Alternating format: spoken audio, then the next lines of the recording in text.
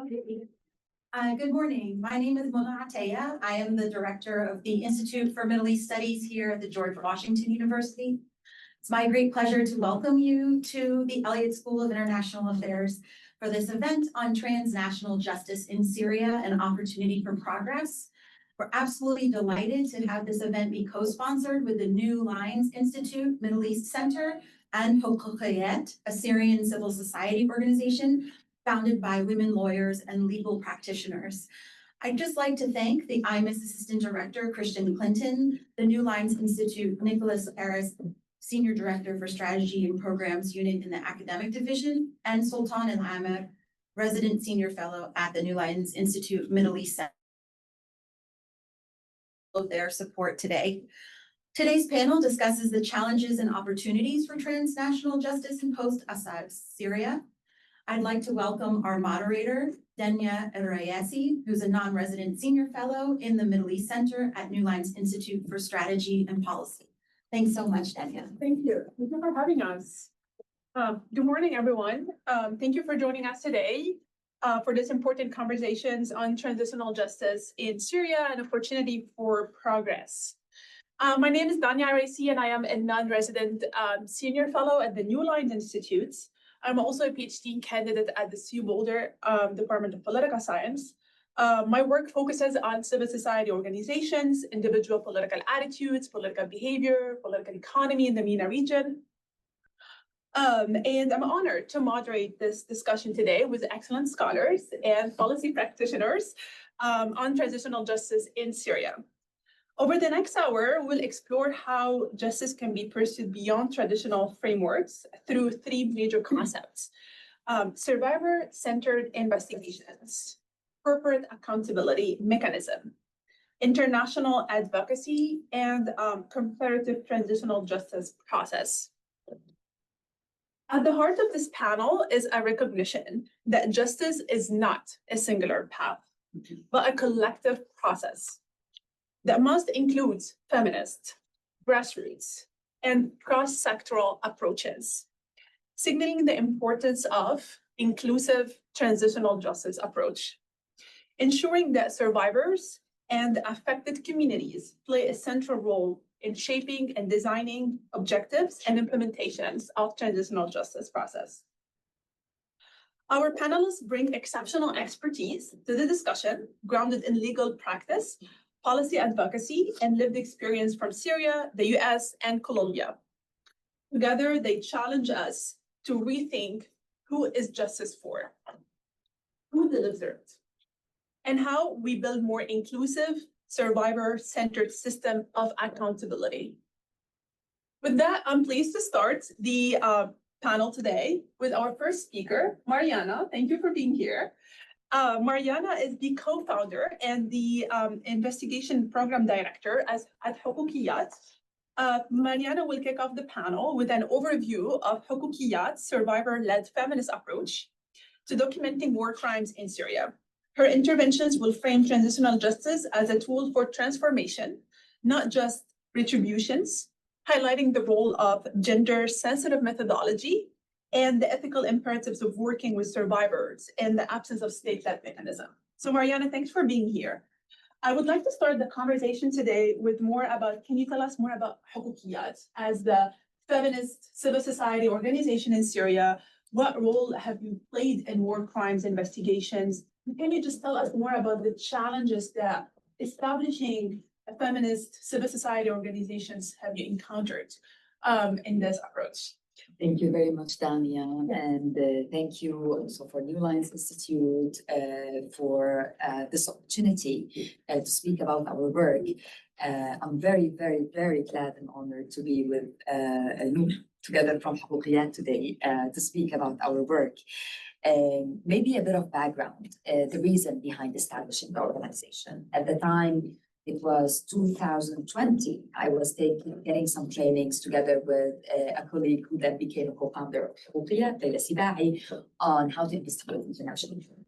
And there were a lot of questions on what are the gaps that we see at the moment in case building? What are the gaps that we see at the moment with survivors demanding to be on the table while cases are being built, looking at cases in a way that can also reflect where the harm and how the harm was conducted against certain communities. And this is where the gendered landscape to be, but also who is building those cases, who is working on them, and what is the strategy behind that. At the time, there were wonderful and amazing Syrian lawyers who were doing a lot of work to build cases in relation to international court crimes in the absence of any legal framework in Syria or any possibility at all at the time. This is something so different that we see today, hopefully, in the country. But at the time, there was no possibility to build any case in Syria. There was no possibility to open any case in Syria. There was no legal framework, no political will, and the crimes and violations were ongoing. They were committed. And then wonderful, amazing Syrian lawyers started looking at different angles on how can we look at these cases. We can use the universal jurisdiction, a legal tool that allows us in different European countries and other non-European countries as well to investigate international court crimes, to submit cases in relation to them.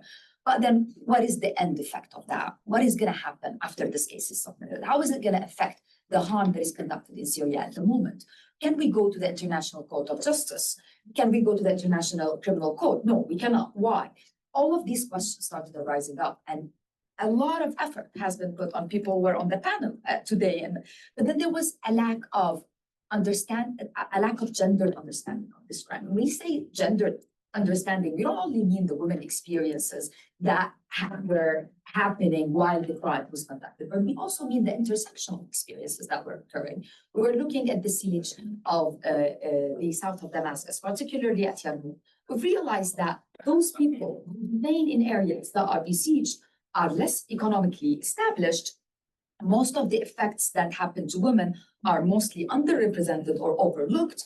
Women has been used as weapons of war by the Assad regime and by different militias in the country, and the experience they had were different as well, and they were never highlighted. And that was a moment where we said, oh, we want to look at case building in a strategic way, in an interventionist way that can allow us to look at laws applied on women prior to the harm conducted. Why can't women have freedom of movement in a siege context when they want to leave the country? Because there is a law in Syria that does not allow them to freely move from one place to another. Why women in siege have problems with pregnancy, but also with breastfeeding. Those are particular effects that women undergo. Doesn't mean that other members of the community do not, but this was the angle of it. And then we realized that there is a lack of women legal practitioners being part and taking active part in this case building. This was, again, I do not want to say intentional because this is big, but I would just want to say there was a lack of recognition of the value that those women can bring to the table. This was the idea of Huqiyya. It was bringing us, all of us together, trying to create a space that reflects on our criticism towards different spaces that we saw, we learned from as well, and trying to learn together on how to work in serving our communities, be it in case building through investigation, be it in research through knowledge production, and be it in pro bono legal aid for women inside the country as well, a service that we realized is lacking. A lot of women were getting workshops and trainings into the laws that oppress them, but this wasn't like, what happens next? I want a lawyer who can defend my case, who can go with me to court, but this was not possible.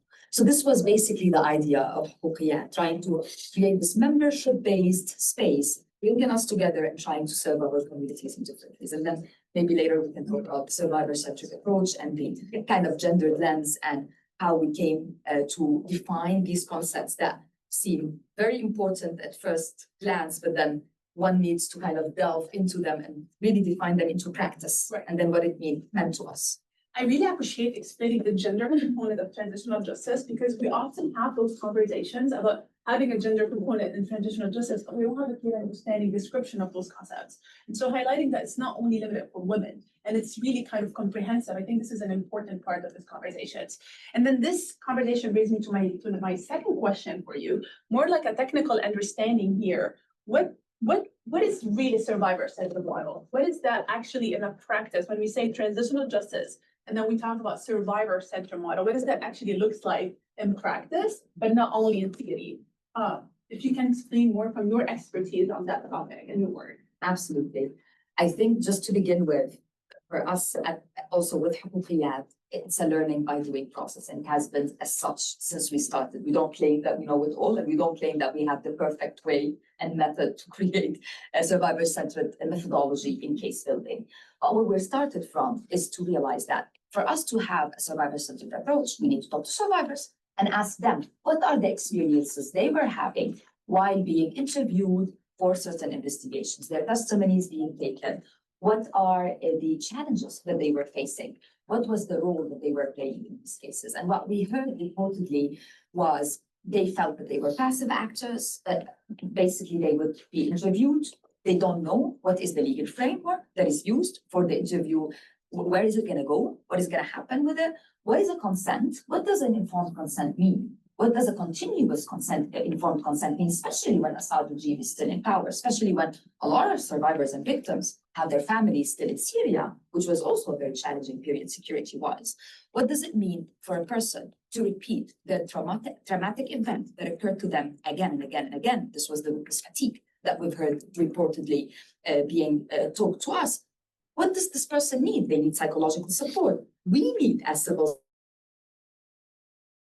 more so that we don't have to put the person under the same pressure multiple times. Those were all reflections that we started making, and we started then developing practice that is surrounded around survivor-centered approaches. So we said in every case that we're going to start building, we're going to conduct a community forum. Within this community forum, we're going to make sure that people, the space where the community forum is conducted is there's a good risk planning for this space. There is a good accessibility for this space, because for a lot of people as well, especially not only residing in Europe, there were people residing in Turkey, there were people still inside Syria, which also creates different accessibility to justice efforts from those different places.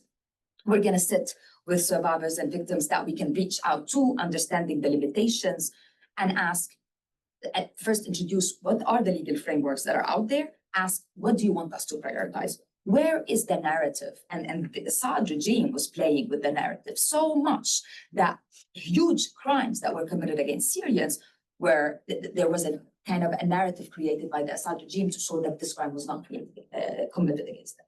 And this was an important aspect as well. What are the underrepresented crimes that they were seeing? How would we go about the case? And then this kind of partnerships goes from the beginning of the case building until the last moment of us submitting the case, but also finding the lawyers that represent the survivors and victims at court if the case went to court, and then providing them with psychosocial support that is also very needed and that is also overlooked in a lot of practices. And I think this has been somewhat the model that we try to build around what we define as survivors. Thank you for this answer. I think this is a very important answer. Also leads me to another question. We know from the Syrian regime, the Assad regime, that there has been multiple than one actors involved in those crimes, right? We have, under this big, gigantic dictatorships, we had multiple than one actors involved. And so I'm curious to learn from you about how really the work has been when you're working with multiple than one actors involved in those crimes, right? And so it's a gigantic system, right, of dictators, the regimes, it's different actors, the military, the police, the people on the ground, the community, right, were also kind of doing all these practices, like the violations, right, and the abuses. So how has your work been when you're working with multiple actors who have suffered from multiple, right, type of violation from different people? You're absolutely right there. You have state actors, you have non-state actors, and then you have foreign actors. You have different militias who are also working as the long arms of the regime. You have non-state actors in different areas in Syria that were not under the regime controlling. You do speak to survivors who survived crimes that were committed against them in a detention facility. They were moved to another detention facility. They were freed from the detention facility, that there would be a crime committed against them from another non-state actor. So there would be this kind of series of crimes. And the question is, how do you document? Why are you documenting? Are you conducting the documentation just for the sake of documentation, or are you supporting the person in actually taking the case forward? The challenges then become, who are you working with? A lot of prosecution authorities in Europe at a certain moment were very interested in looking at ISIS-related cases, because a lot of ISIS members were residing in some European countries, but B, because of the lack of political will when it comes to there is a kind of continuous, there is an understanding that yes, we want to go against them. And then to go against the Assad regime, it took a lot of energy, advocacy, and power from a lot of Syrian lawyers to say there were also crimes committed in detention facilities. They're still being committed. For us to acknowledge that they need to stop, we need to look at these cases. And I think this is a challenge when it comes to a survivor-centric approach, because you cannot always provide the person who is giving you their testimony, they're telling you, this is the trauma, this is what happened to me, to provide them with the best legal pathways, because we don't have control over that as a civil society. Thank you. Thank you so much, Mariana, for this great answers and backgrounds on those questions. I want to shift some gear, and we need to discuss more the concept of corporate accountability as part of our conversations today. And on this concept, we have Noor Ahmedi, also from Help Yes. Thank you for being here, Noor. Noor will help us understand more about corporate accountability, and Noor examine how corporations really have played role in fueling and profiting from the Syrian conflicts, and why corporate accountability must be a critical component of any transitional justice. Noor has extensive experience at the International Corporate Accountability Roundtable and the Syrian Legal Development Program. She will explore tools like mandatory human rights, sanctions enforcement, cross-border litigations as a mechanism to address harm and deter future abuse. And so I want to start more with questions about corporate accountability in a conflict settings. Can you help us understand what does that mean in an actual theory, but also practice, just so we can have a broader understanding about those concepts? Yeah, sure. Thank you so much, Dania, for the question. I guess maybe to start, I want to take a step back to think about the role that corporations and corporate actors play in conflict. Often when we think about conflict, parties to a conflict, or perpetrators of international crimes, we think of armed groups, or we think of state actors. We don't think of the role that the private sector plays, but they play a really significant role. They're behind the financing of different war crimes, sometimes even direct perpetrators of crimes. They're behind every chemical weapons supply chain. Thinking about how the chemicals necessary to develop chemical weapons make it to somewhere like Syria. So corporations play a really significant role in conflict, and I think it's one that is really understudied and under-reviewed, and they're able to kind of get under the radar as compared to state actors. So when we look at international legal frameworks, they do contemplate kind of what the role of corporations looks like. So for example, in the law of war, international humanitarian law, there is a guide that looks to kind of when a corporation turns from sort of a civilian entity into a non-state actor, a member party to the conflict. The UN developed guiding principles on business and human rights in 2011 that dictate what the role that corporations play in protecting and respecting human rights throughout their supply chains. The UN Working Group on Business and Human Rights, as well as UNDP, the UN Development Program, have both published guides on how states should be conducting heightened human rights due diligence in the context when they're operating in the context of a conflict. And then turning more specifically to the topic of today, which is kind of international criminal law and the role that corporations play. Now, international criminal law only applies to individuals and not to entities. And so often corporations have been held accountable in the context of international criminal law through sort of CEOs and employees of corporations, although senior high-level ones. So there have been multiple in previous conflicts, war crimes prosecutions that have occurred against corporate actors. There are examples ranging from the genocides in Rwanda and Bosnia to World War II. In Rwanda, one of the most notorious cases was a case against a radio presenter at a radio station that was inciting genocide and was a big pull towards basically the genocide starting. And that was a case under the International Criminal Tribunal for Rwanda. The Nuremberg tribunals involved a case against a German company in World War II, or I guess against a business owner in World War II for financing the SS. His name was Frederick Flick. He was part of a group of companies called the Friends of Himmler, and it was found that who were all donating to the SS, and it was found that he donated 10% of the money that went to them, which is a really significant amount, and that was the basis for his prosecution and complicity in those crimes. So those are a couple of examples. One of the more kind of recent examples, and I know we'll be hearing from Anna about Colombia, but one of the more recent examples is Chiquita Banana, which is an American banana company. They were during the civil war in Colombia, they funded the United Self-Defense Forces of Colombia, the AUC, to basically protect their banana farms, to serve as security forces for their banana farms. And as a result, they paid really significant amounts of money to, and were found, this is a case that has been ongoing in US courts for like 30 years now. But I believe just about a year ago, they were found liable for, I believe 37 or 38 million to the families of the victims of the AUC. So this is a really significant case, and I think sets a precedent for holding not just state perpetrators or non-state armed actors accountable, but also companies for financing those non-state armed actors as well.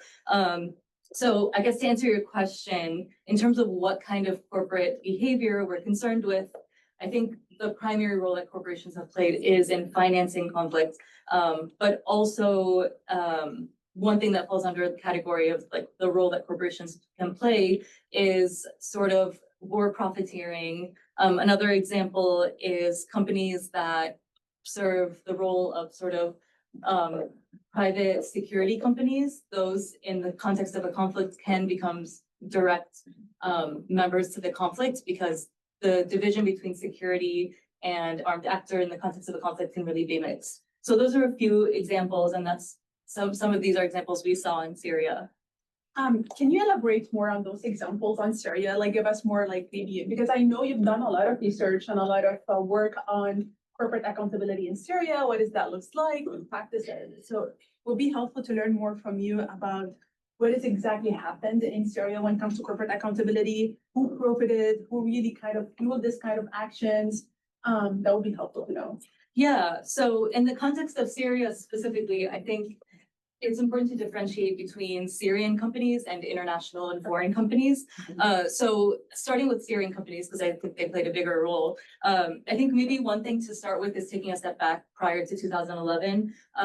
The Syrian businesses, so basically the way that the economic style of Syria operated was basically a form of crony capitalism, where a small group of business people who are part of a close circle with the Assad regime basically led the economy, controlled the entire economy. It was, again, a small circle of businessmen who basically monopolized absolutely every single industry in Syria. Other businesses had no room to compete. It completely destroyed kind of the private sector outside of just these small companies. If other businesses were profiting or succeeding, they were targeted. And so that's kind of, and so even prior to 2011, the private sector and sort of economic elites really uplifted the Assad regime and allowed them to continue to operate and served as another arm to the state, sort of. And so, yeah, that's kind of the background to that. But in the context of the conflict, these companies obviously still stayed very close to the Assad regime, but they also played a role in the conflict. And I'll list maybe 5 primary roles of how they do that. So I guess, yeah, maybe before I get to that, one thing I wanted to give an example of sort of the most notorious example of this. This is a well-known name in Syrian households, is Rami Makhlouf, who's Bashar al-Assad's cousin. He was sort of the primary holder of businesses in the Syrian economy. I think at one point he controlled about 60% of the Syrian economy, which is extremely significant. Yeah, I think that just goes to show kind of how significant of control they played and how closely tied all of this was. But yeah, like I said, turning to the last 15 years, I think with Syrian businesses, I'll highlight kind of 5 ways that they've been involved in the conflict. The first is financing direct perpetration of crimes. Many of these business people developed pro-Assad militias that they funded to basically be involved in the war effort to support Bashar al-Assad. And so they're in that way, they're not just complicit in crimes, they're sort of directly perpetrating those crimes.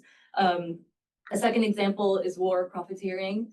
Following the destruction of neighborhoods and Syrians' homes, they also developed companies that would basically pillage scrap metal and other materials from destroyed homes and sell them as parts or kind of mold the metal into something else and sell that for construction of new homes or something like that.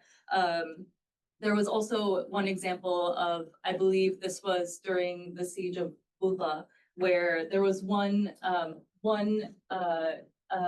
grocery store salesman or vegetable salesman who was allowed to enter Buta at highly inflated prices. And so that was another way where kind of taking advantage of the siege situation and the starvation to make additional profits. And that was the only person I believe that was allowed in. That was the only way that people could buy groceries or anything like that. One example that I mentioned earlier is the private security companies. This is another way that many businesses profited, is that some of these businessmen developed private military and security companies that were contracted by the Assad government, were contracted by UN agencies. And that was a way that they were able further to fuel the profit making, but also, again, the line between security and armed actors sort of blurred in a context like this. Another example I'll give is sort of reconstruction. And I'm putting quotes around this because I believe in 2018, the government kind of announced a project that they were working on called Marota City, which was meant to be a reconstruction project. It was the first step toward redeveloping the country, or at least redeveloping parts of Damascus. But upon closer examination, what really comes out is that it was another form of oppression against Syrians. So essentially, this was a neighborhood where the intention was to basically demolish existing homes that people were already living in and then reconstruct them into luxury high rises that only sort of Syrian elites and wealthy foreigners would be able to benefit from. And tenants who were living there got no compensation, had to figure out alternatives. Owners of homes got very minimal compensation, or were going to be getting very minimal compensation for their homes. The project kind of ended up kind of dying as a result of sanctions under the Caesar Act. But that was one way where the companies that were involved in that were ones that were already very close to the Assad regime, and they were getting government contracts to develop this this luxury city. So this was another example. Another example that I won't go into too much detail about, because to be honest, I don't know much about it, was the Captagon trade. That was obviously, aside from just human rights abuses, was another way that sort of the government was able to finance its conflict. And then the last example I'll give is control and redistribution of humanitarian aid. So the Assad regime kept a very close watch on humanitarian aid, and all humanitarian aid going into Syria, or at least regime-controlled areas, had to go through NGOs that were humanitarian NGOs that were led by Asma al-Assad, Bashar al-Assad's wife, and Rami Makhlouf. And often they would charge kind of high overhead to basically steal some of the money for themselves. But then also sometimes they would literally take the physical aid and redistribute it elsewhere, or take it and then sell it elsewhere. So it was literal theft of like physical aid, but then also theft of funds going towards aid through, for example, the Four Seasons Hotel is sort of the most luxurious hotel in Damascus. It's also owned partially by the Syrian government, as well as Samir Fous, one of the businessmen who was very close to the Assad regime. And all UN staff were required to live in the Four Seasons Hotel at inflated prices. Another way that they were sort of taking money focused at aid to support the government and the war effort. And so this was a really significant problem, has resulted in a lot of mistrust of UN agencies in Syria. And just to move to sort of foreign and international businesses, the role is a little bit more limited, just because I think for the last 15 years, Syria has been very isolated from sort of the rest of the world. But one example I'll give is of Lafarge, which is a Swiss cement company. They started operations in Syria in 2008. And after the conflict started, they decided to maintain their factory in Syria with the hopes that the conflict would be short and they would be able to benefit from the reconstruction following the conflict, being able to sell their cement. However, that's not what happened. What ended up happening was that to maintain and protect their factory and their workers, they had to pay bribes to ISIS and other armed groups. Sometimes these groups would kidnap their employees or vehicles off of their property, and they'd have to pay bribes to get that back. They eventually left Syria, I believe, in 2014, but they were recently found by a French court to have spent 13 million or billion, I have this written down, 13 million euros to armed groups, including ISIS, to protect their factories. There was also a case against them in France for endangering their employees because their employees were the ones who basically were kidnapped or targeted by these armed groups. Although I don't think that case was successful. And then the other thing I'll mention in terms of international and foreign companies is related to supply chains. Like I mentioned, there were a couple of cases against European companies for violating export control laws by selling pharmaceuticals and chemicals to Syria that were then including chemical weapons. And obviously those are related to sanctions and export control laws, not necessarily human rights abuses, but those are some of the ways that some of those companies were involved. I feel like I've talked a lot on that question, so I'll stop there, but just to say, I think because of the crony capitalist structure in Syria, the private sector is deeply embedded in the Assad regime, and I think that poses lots of risks for the future. Thank you. That was a very helpful answer. I want to go back to something that Mariana mentioned about impact, right? We don't only want to kind of make intervention, but how can we make an impact and make a change? So Noor, can you just help us, based on your research and your expertise, what do you see as most concrete mechanism, right, for concrete and effective mechanisms for holding these perpetrators accountable for what's going on, right? What is a very important impact or policy do you see that this is something can happen? Yeah, so I'll maybe break my answer into two parts. One is pre-December 8th, Right. And post-September 8th, December 8th, 2024. Pre-December 8th, when the Assad regime was still in power, there were very few options. And this was something when I headed the Human Rights and Business Unit at the Syrian Legal Development Program, we really struggled with. But I'll mention kind of a couple options that we had. One was economic sanctions. There were cases submitted against individual Syrian businessmen for, again, basically as a way to hold them accountable and limit their ability to expand their businesses. Obviously, sanctions, I think, are a very controversial approach. There is a serious impact on civilians, and there's a question as to whether or not they're effective. But that was one way that was used to hold Syrian businesses accountable and limit their ability to kind of expand their businesses abroad beyond Syria. That said, there were also many strategies used to evade sanctions, and also I think with so many of Syria's allies also being sanctioned by the US and the EU, it sort of creates an alternative economy that they're still able to be a part of. And so I think that was something that happened. Many Syrian businessmen kind of tried to evade sanctions by putting all their money in Russia, for example, in Russian real estate, or in offshore accounts. I believe Rami Makhlouf was in the Panama Papers. So those are a couple of examples of how they were evading them.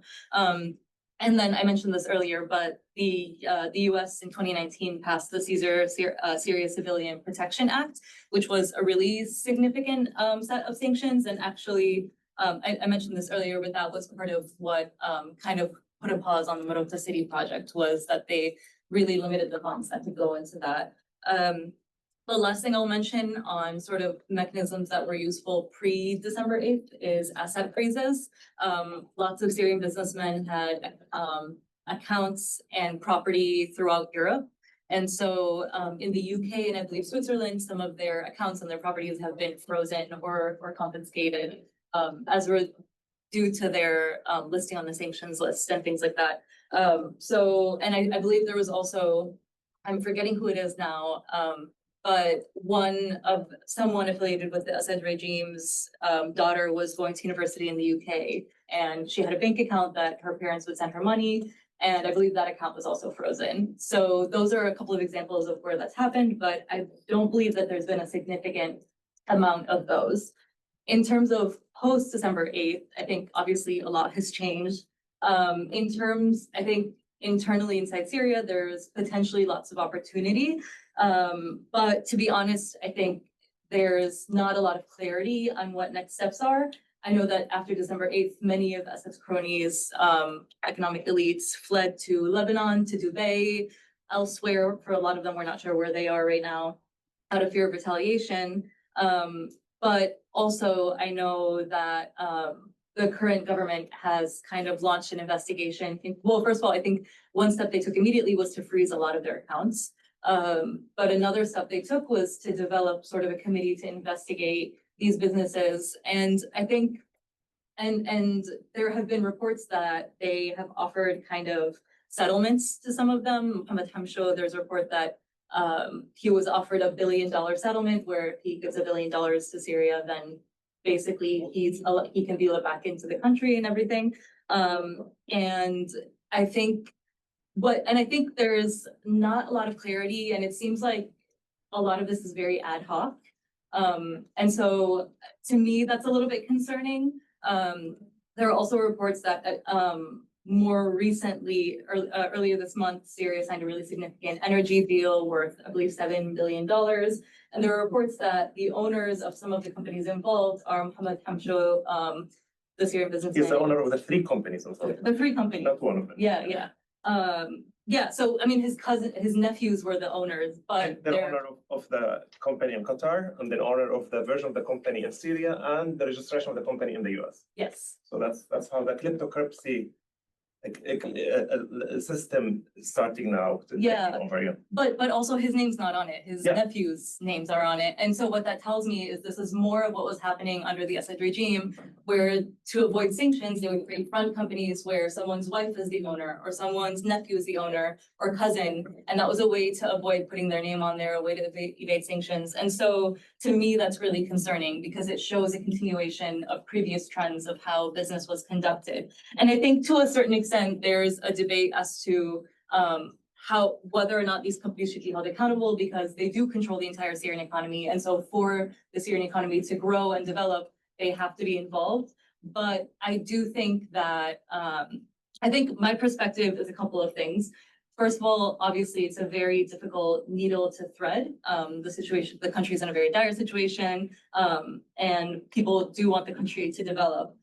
However, I think from my perspective, any deals made with some of these businesses right now should, first of all, include transparency. There needs to be transparency to the Syrian people about what's happening in order to develop trust, in order to develop some sense of understanding that accountability and justice is part of the equation, but also keeping a really close watch on these businesses, and any deals should be sort of at an interim level and not sort of erasing all crimes, but keeping it at an interim level.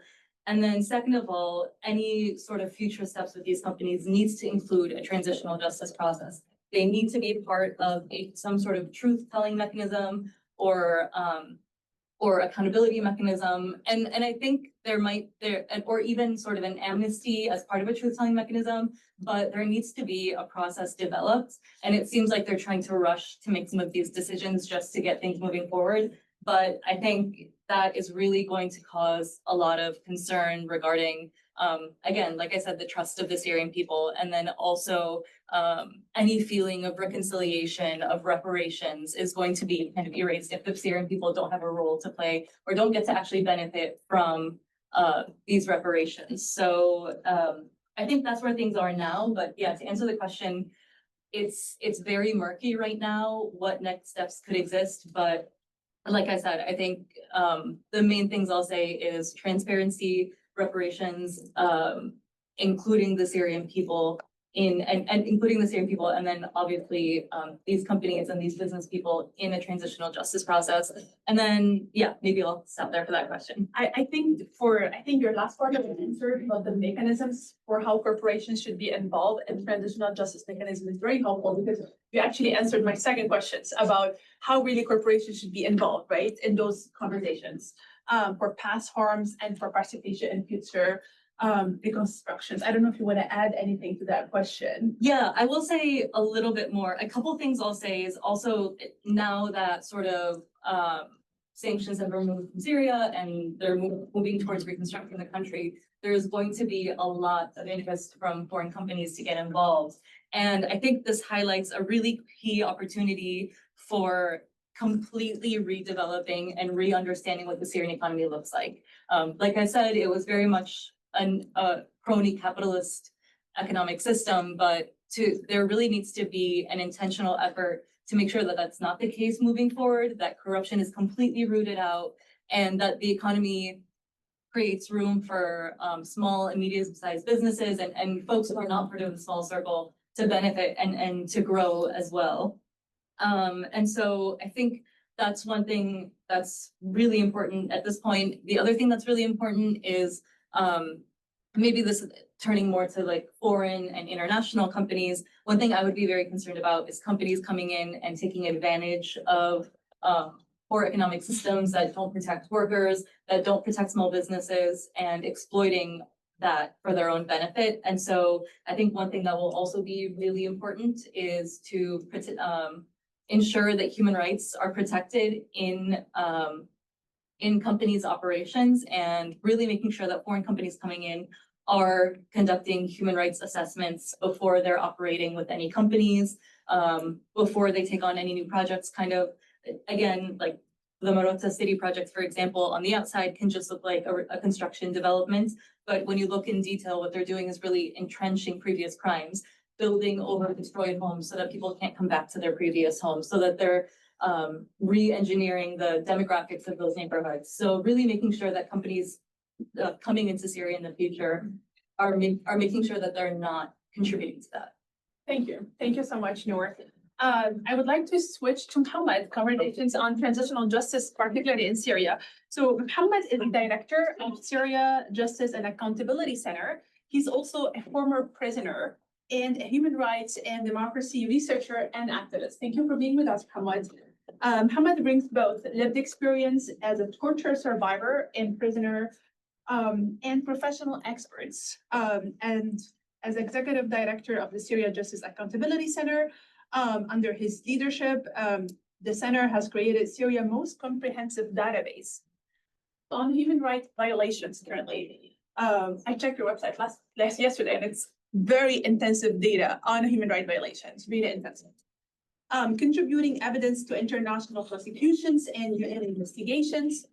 His intervention today will examine how systematic documentation and technology can support transitional justice efforts and what Syria experience reveals about pursuing accountability while conflict dynamics continue to evolve. I would like to start the conversation today first as a survivor of this regime, drawing from your experience and your expertise in research. How was your personal journey really, and how was shaped by all these experiences and now documenting all these violations really? Yeah. Can you talk to us more about it? Sure. Thank you very much for having us here today. I wouldn't go to too much details there, but I would say a few things is growing up in Syria, part of the day-to-day exchange with the government, with the authorities, is that actually you're kind of hitting a wall every time you're touching any of these sensitive topics. Noor did an amazing job outlining all the system, include the economic corruption, the kleptocracy, I call it, more than crony business, crony capitals, where you're in trouble if you write an article, if you basically criticize corruption, if you demand more transparency about certain businesses, if you speak about how the cell phone companies made it to Syria and who owned them and how the wealth was distributed. 2 members of the parliament in Syria ended up in prison for actually touching on that subject in the parliament in Syria because they demanded investigation. And then you land in prison. While I was in law school at the time, I was like, okay, everything you study there is like, we don't do it here. Like, you don't have a lawyer. We don't have a lawyer in prison. You're not represented by anybody. I appeared before 3 courts who were exchanging jurisdiction over the case, the State Security Court, which was later abolished. And then say, I want a lawyer. It's like, yeah, we don't do this here. We have summary procedures here. And then, okay, let's go to the military court, the criminal court. And then there's no crime. They dismiss the case. And then went to the military court, and I was civilian. I never served in the military. I was like, okay, why you have the jurisdiction? He's like, because we had the referral from the intelligence. So this is how the system operated. So looking at all this and trying to make sense of the data coming from Syria, you develop higher sensitivity when you see misbehavior from authorities. That's why I'm really anxious about what's happening in Damascus, because I see the authorities messing up the transitional justice process. Today they had a press conference and it was a disaster about the transitional justice. So one of the members of the peace building committee spoke about why former militia leaders were granted hidden amnesty, more or less. That's not even public. And of course, sweeping everything under the rug, like the victims, their rights, their families, the demand, the truth, the reparation, restitution, right, is for our national benefit and the necessity for the transition. This guy was granted immunity by the president. That's Fadi Sakr. Fadi Sakr is the former leader and the founder of the National Defense Forces. One of the most notorious militias were founded around Damascus southern suburb. Fadi Sakr led the work there. If you follow the Tadamun massacre story, that's his militia who committed that violation. So that's developed so high level sensitivity for me when I see all these misbehaviors around accountability, around justice, and also I developed more a sense of like the problem is not actually with individuals. It's not Ali Mamlouk and Jamil al-Hassan, the former leaders of the intelligence agencies. The problem is with the system. When the opposition started forming fighters and armed groups in 2012, they start disappearing people, they start torturing people, they summary executions. They repeated the same crimes they actually started the protest against in 2011. And there's a system where the violations in Syria are deeply rooted in the culture in the country. It's part of the day-to-day businesses. The violence is normalized in the country, and everybody come to peace with this reality. You know, I'm governing this area, I'm going to torture everybody. I'm going to execute people who disagree with me. I'm going to detain people who oppose my ruling, etc. And this, you can generalize this without any basically concern that SDF did this, the Syrian National Army backed by Turkey did that, the Free Syrian Army did it to a certain scale, of course ISIS, HTS, where Ahmed al-Shara comes from, they still have detainees in their prisons in Idlib. So he freed all the detainees in Assad prison, but he kept the ones he kept in Idlib because those are other story. So that's why my personal story, I met my father in Sadnaya prison, he was there. And then we learned my brother was in Sadnaya prison later, but we couldn't meet with him. And then we were toured between Sadnaya prison and other prison, different courts. And all this spoke to one thing, is this lack of due process in the country. There's lack of establishing rule of law in the country. And that's exactly what's happening today in Syria. Judiciary is on hold because somebody decided to postpone the judiciary for the past 7 months. And of course, you cannot create an environment for businesses to show up in the country if you don't have court system. If I have a civil dispute with your company and I want to go to court, there's no court system. And backing the court system with former HTS leadership, whether religious or non-religious leadership, just putting them in positions very sensitive, actually, to run the country. I was sharing with one friend here in the audience that I met with the prosecutor general when I was in Damascus, who was right-wing religious person from HTS, but we had a middle ground that Syria needs a civil law.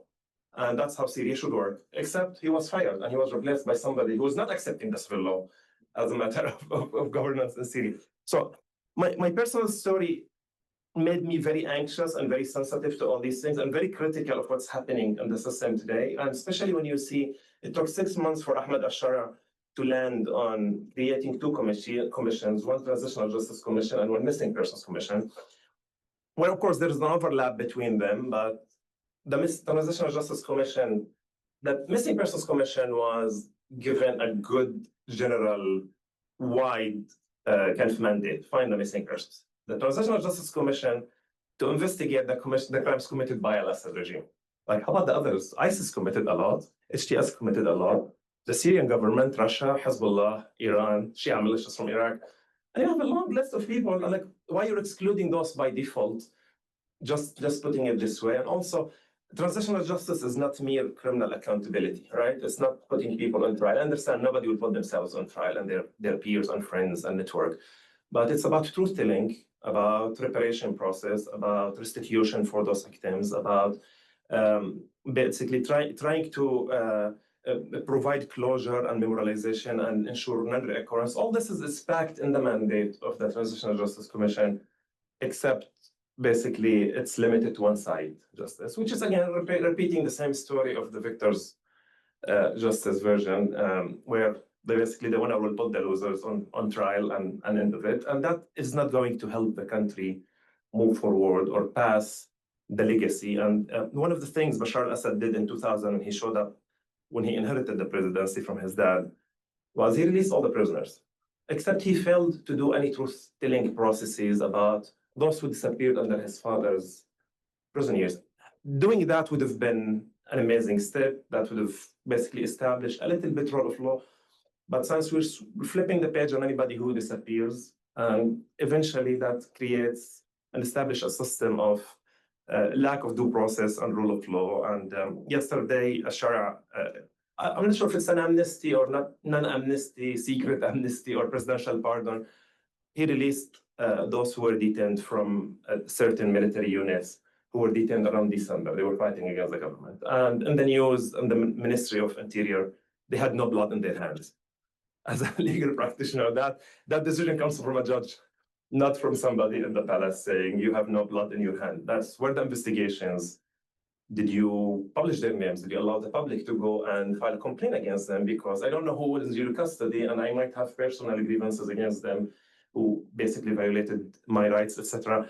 So that's why I look at the situation today in Syria with a little bit cautious. And I think one of the reasons why this is happening is that authority is not willing to rely on experts in this field. They just want to rely on their own inner circle of people who clearly has no idea on what's transitional justice. And they had a couple of amazing Syrian experts, and some of them are our colleagues, Brahim Alabi and Qutayb Edilbi, but those are to the foreign ministry because we want to put a good face to the internationals. But for the domestic people, we're not going to work with those people. So part of my concern now on the post-Assad Syria, we're going to repeat the same things, not necessarily in the same scale, not necessarily sweeping disappearance of people and execution of in custody like the Caesar photos showed us, but without a rule of law, without due processes, without enforcing the Syrian laws, it's going to be problematic. You know? It's much easier to have tendency to violate people's rights when you don't uphold the law. And because of the polarization in the country today, and it's at unprecedented level, people are accepting violations when it's against others. Yeah, and that's a trend we've seen in the country in the last 12 years. Like, and you've seen bad justification for it. It's like, even when people who love Saddam Hussein try to defend him, it's like, yeah, he killed the Shia and the Kurds. Like, yeah, those are Iraqi citizens, they should not be killed. And now we get the same defense.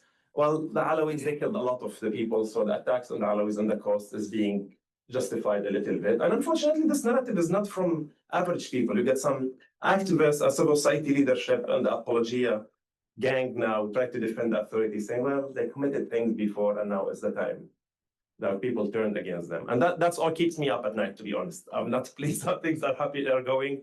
And I think we can do much better. And that's my problem. We can do better. That if Syria doesn't have the resources, the technical people to do it or anything, okay, fine, it's a bad country. We don't know, but we do have those people, but they're blocked from actually contributing to the process.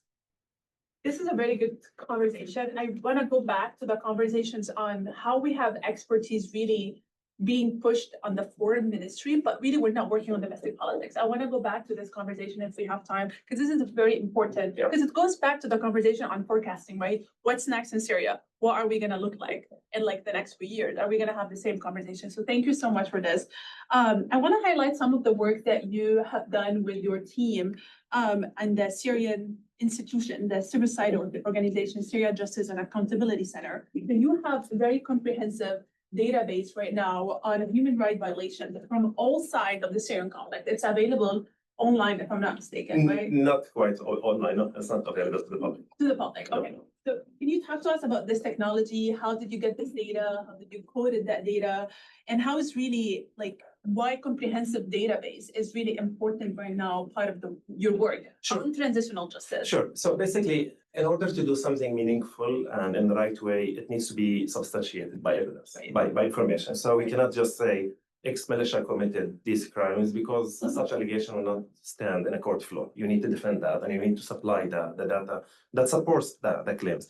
So that's we engaged in certain efforts. We downloaded around 2 million videos from YouTube. This is before YouTube started deleting videos from the violations, and we kept those. And we questions like the hosting cost, like, do we have a value of them? They are public, etc. But then when prosecutors in Europe start pinging us and saying, we want this video was showing X and Z, but the video is deleted. But we have the ID of the videos, like we have the video. And we have the process of downloading the video with a timestamp, with a chain of custody showing exactly who downloaded the video and who edited the video and who touched the video, and all preserved. And it's admissible in a court of law. And that's why providing those materials to prosecutors was a validation that what we did was correct. The second major effort was extracting intelligence documents from government buildings. And this is when the government collapsed in a certain area. Between 2013 and 2016, we extracted around 500,000 pages of documents from Tabqa, Raqqa, and Idlib. And those are intelligence records. Classified documents, some of them are highly classified.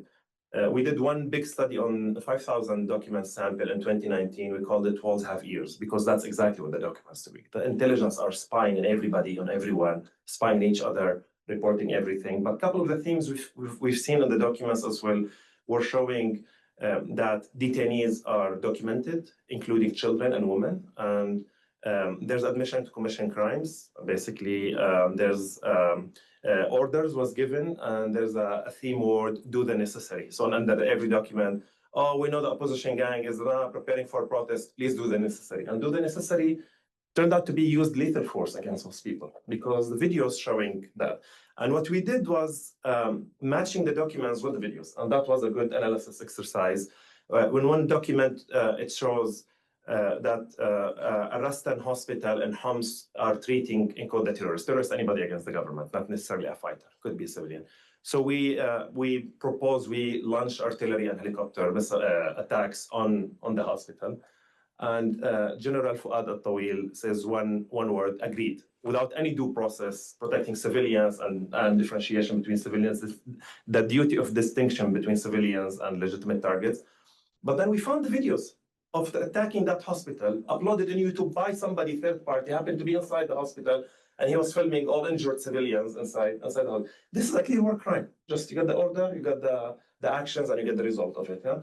So we did that. Post-December 8, we engaged in a couple of efforts, including taking more documents, because the intelligence building were open to the public. Unfortunately, people were looting documents, taking it outside, of course, stealing chairs and computers and screens.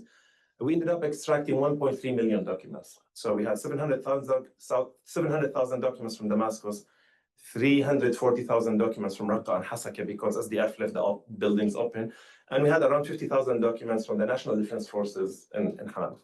And we brought everything. We had 2 big offices in Damascus as of December 12 or 13, with generators, with big scanners, auto feeders, and we scanned everything.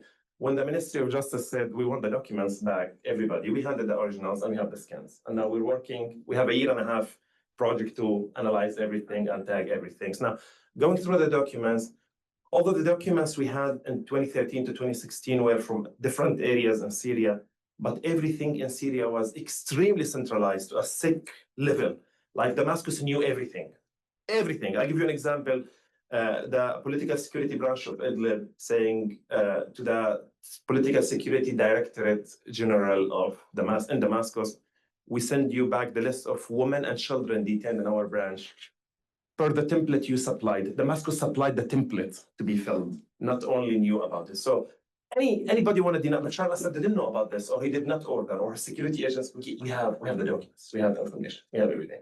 Now, of course, we interviewed thousands of survivors of torture, bombardment, sexual violence, a mixed number of people. And we have a big forensic program in Northeast Syria focused on the graves ISIS left, unfortunately, with the missing people there. Now, putting all this together, a couple of things here is we have evidence on everyone.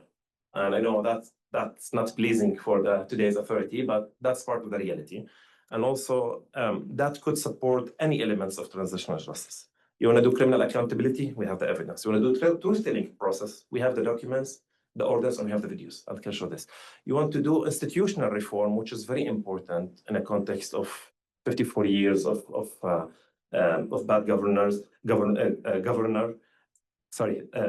bad government.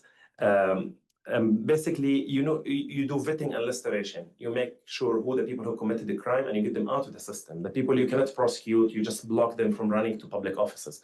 You need the documents, you need the evidence for them, and the names are there, and that's what we do. We designed a database, relational database, The commercial database in the market were expensive, and of course you get a free first year, but then you have to pay whatever, tens of thousands every year. So we ended up designing our own system in-house, some coders and IT folks, Syrians, all Syrians. We had some international help. And now the database in 9 languages is being used from Ukraine to Tigray to Iraq to several other countries. I don't want to name everything, but we have it in several languages. And now this is one of the things we could offer the state in Syria. And this is what I offered to the prosecutor general when I met with him. It's like, you don't have to reinvent the wheel. We'll give you the database, we'll give you the methodology, we'll give you the documents, we'll show you how to scan the documents and how to tag them. And the discussion, although the former prosecutor general was so positive and he really wanted to engage in this, and we agreed to train some judges and build some capacity in the country. The problem was like, we don't trust anyone. And eventually I got so frustrated after 2 years 2 hours of back and forth. We cannot trust 50 students from the law school in Damascus. Just take 50 students, vet them, and we'll donate the laptops and the server, put it in an office, and they could do all the documents like in 6 months. Or the one thing I'm hoping to do also in Syria is capacity building, because we don't study international law in Syria. So unless you get your legal training outside or you catch up with the courses you missed. So we don't have prosecutors, judges, or lawyers who could prosecute, litigate, or adjudicate cases of core international crimes. And leave it under the Syrian penal code is possible, but then a lot of these crimes are not coded in the Syrian penal code, and you cannot prosecute somebody based on them. Let's say you captured somebody, you have to prove they killed somebody. But if they were ordering the killing, but they didn't commit, that's where you need international criminal law jurisprudence to say, okay, you're responsible for your subordinates' behavior because you ordered or at least had the knowledge and you should have known what they were doing. And that's why the Koblenz court in Germany, when the former intelligence colonel from Syria faced charges there, like you didn't have to prove he killed people by his hand, but you were leading an intelligence branch, and dead bodies were coming from that branch under torture, and as the Caesar photos were showing. So it was easy case to indict the person and to, yeah. You mentioned something, I have a question. It could be for either Mariana or Muhammad, because I think it applies to both of your work. You mentioned institutional reform, and I think this is very important. And I have a question, because we know there is transformative justice and there is a transitional justice, right? And those are 2 different concepts, but they're related. Transformative justice focus more on a systematic change, right? More institutional level, change distributions of power within the institutions. But the transitional justice works more on like documenting those crimes. So I don't know who is much more interested in like talking to us more about the relationships and what is currently going on in Syria when it comes to those 2 processes, the transformative and the transitional justice. I can take a quick step, and then Mariana, if you want. Yes. Quickly, what we've seen of dismissing thousands, around 400,000 of civil servants, they were sent home. And that's kind of, in my opinion, this is de-Baathification 2.0. Like, we're not sending everybody home who was in the Al-Ba'ath party, but we'll do it a little bit in a smart way so we don't get called out by international experts and by international powers.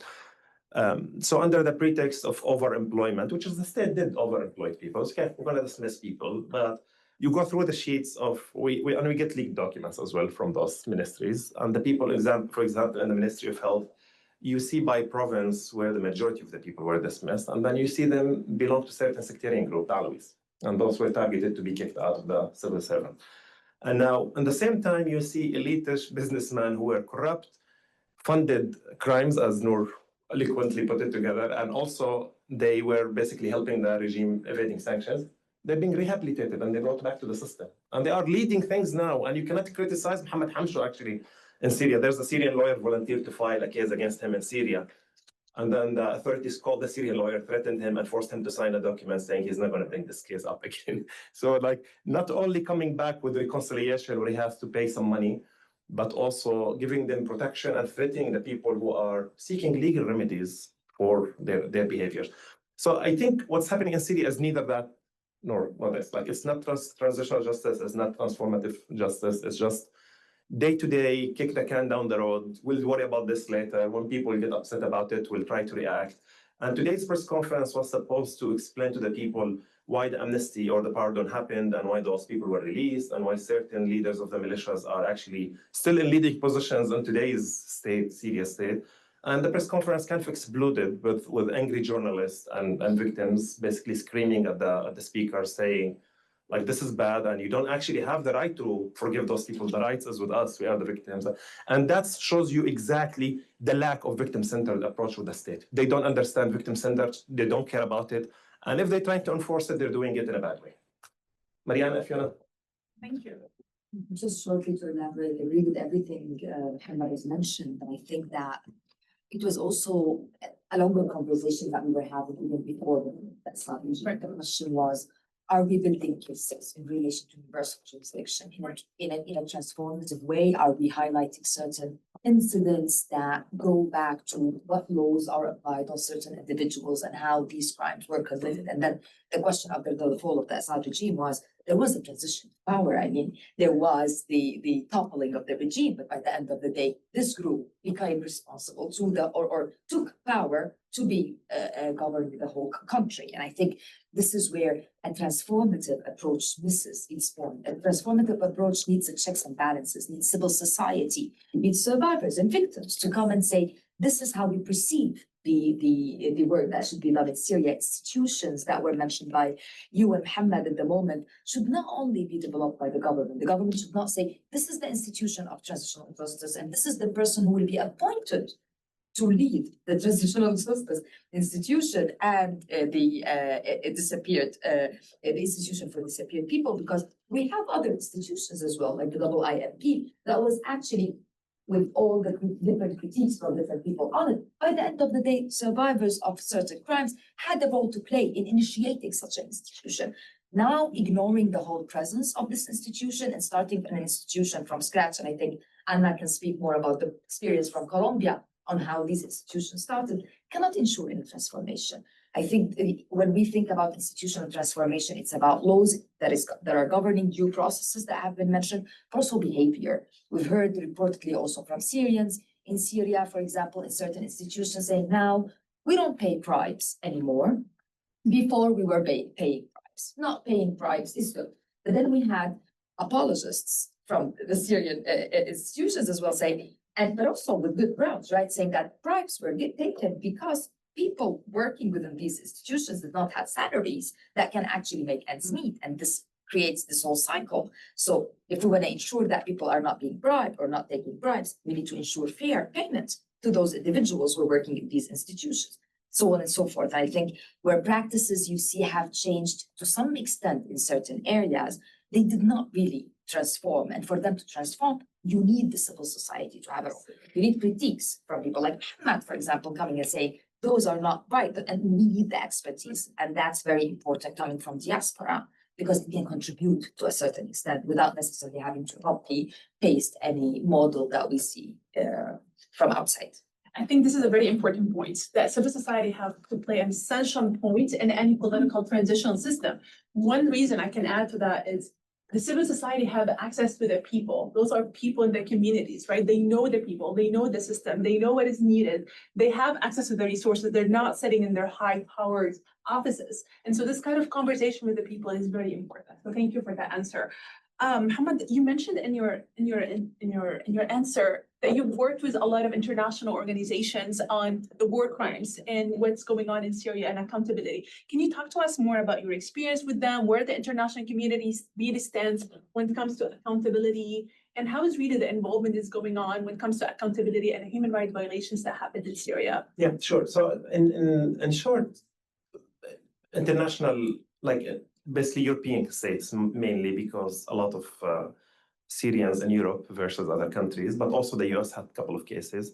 Under universal jurisdiction principle, it allows the state to prosecute a foreigner for a crime committed in a different country against different nationals. So you don't have to be German or commit a crime in Germany or against a German national to be prosecuted. The German authorities have the jurisdiction to prosecute such person under international law. As simple as that.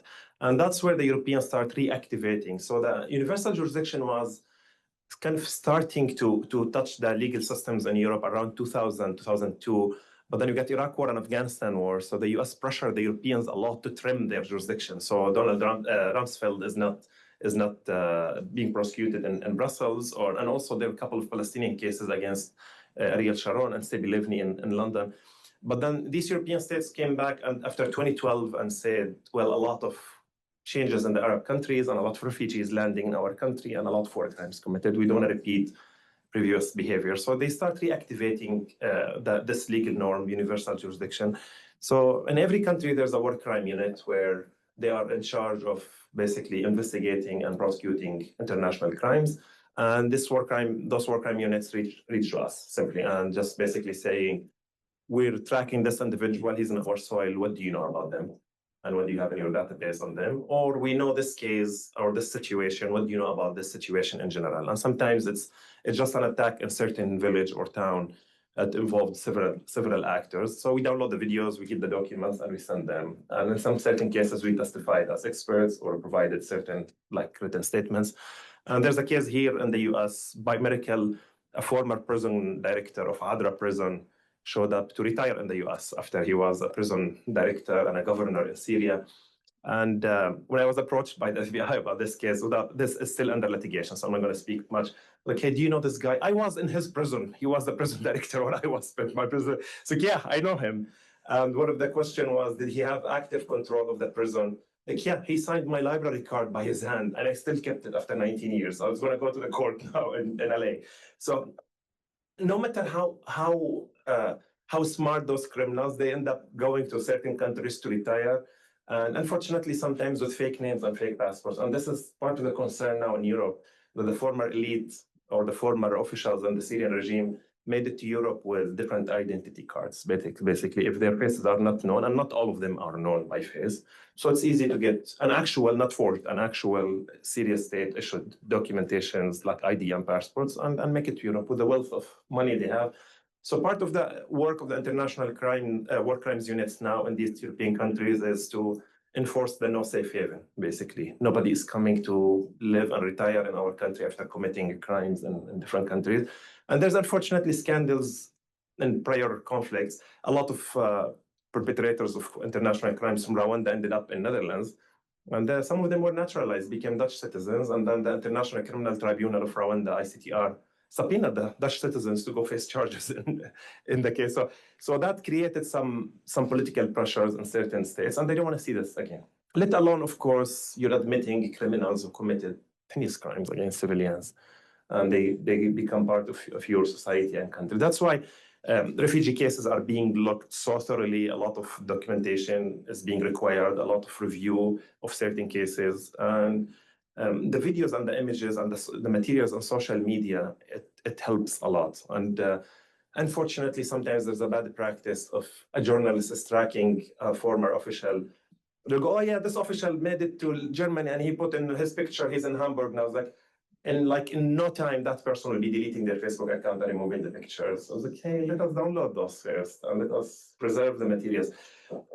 So part of the work with also the UN IIII, the International Independent Impartial Mechanism for Syria, is we provide them live access to our server. They look in our materials, they see what we tagged, what we downloaded, what documents we analyze, and they use it in their investigations they're building. So there's that type of collaboration.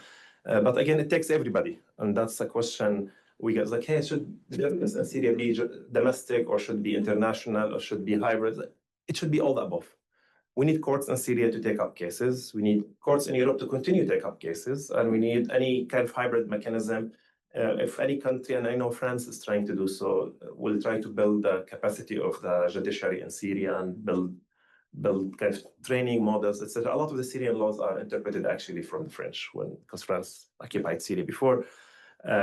And that will be very much appreciated effort by those member states to support accountability and justice, but also not to limit it to criminal accountability or criminal prosecution, because again, everything was discussed so far about truth-telling, about reparation, restitution, institutional reform. All these mechanisms are helpful to ensure non-reoccurrence.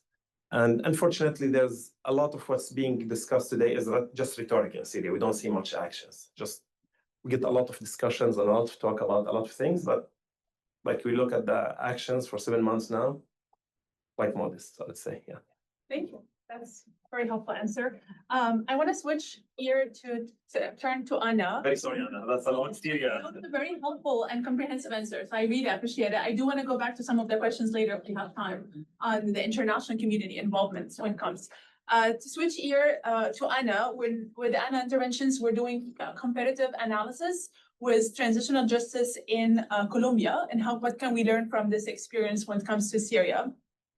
Anna is a master's student at Georgetown University, and will contribute in a comparative lens drawing from lessons from Colombia transitional justice. She's done a lot of work on the transitional justice process in Colombia, and she will reflect on what Syria might learn from the Colombian experience of negotiating peace, designing victim-centered legal framework, and managing the integration, truth commissions, and institutional reform. Her analysis will also consider what not to replicate from the Colombian experience, examining some pitfalls and ideas for the futures.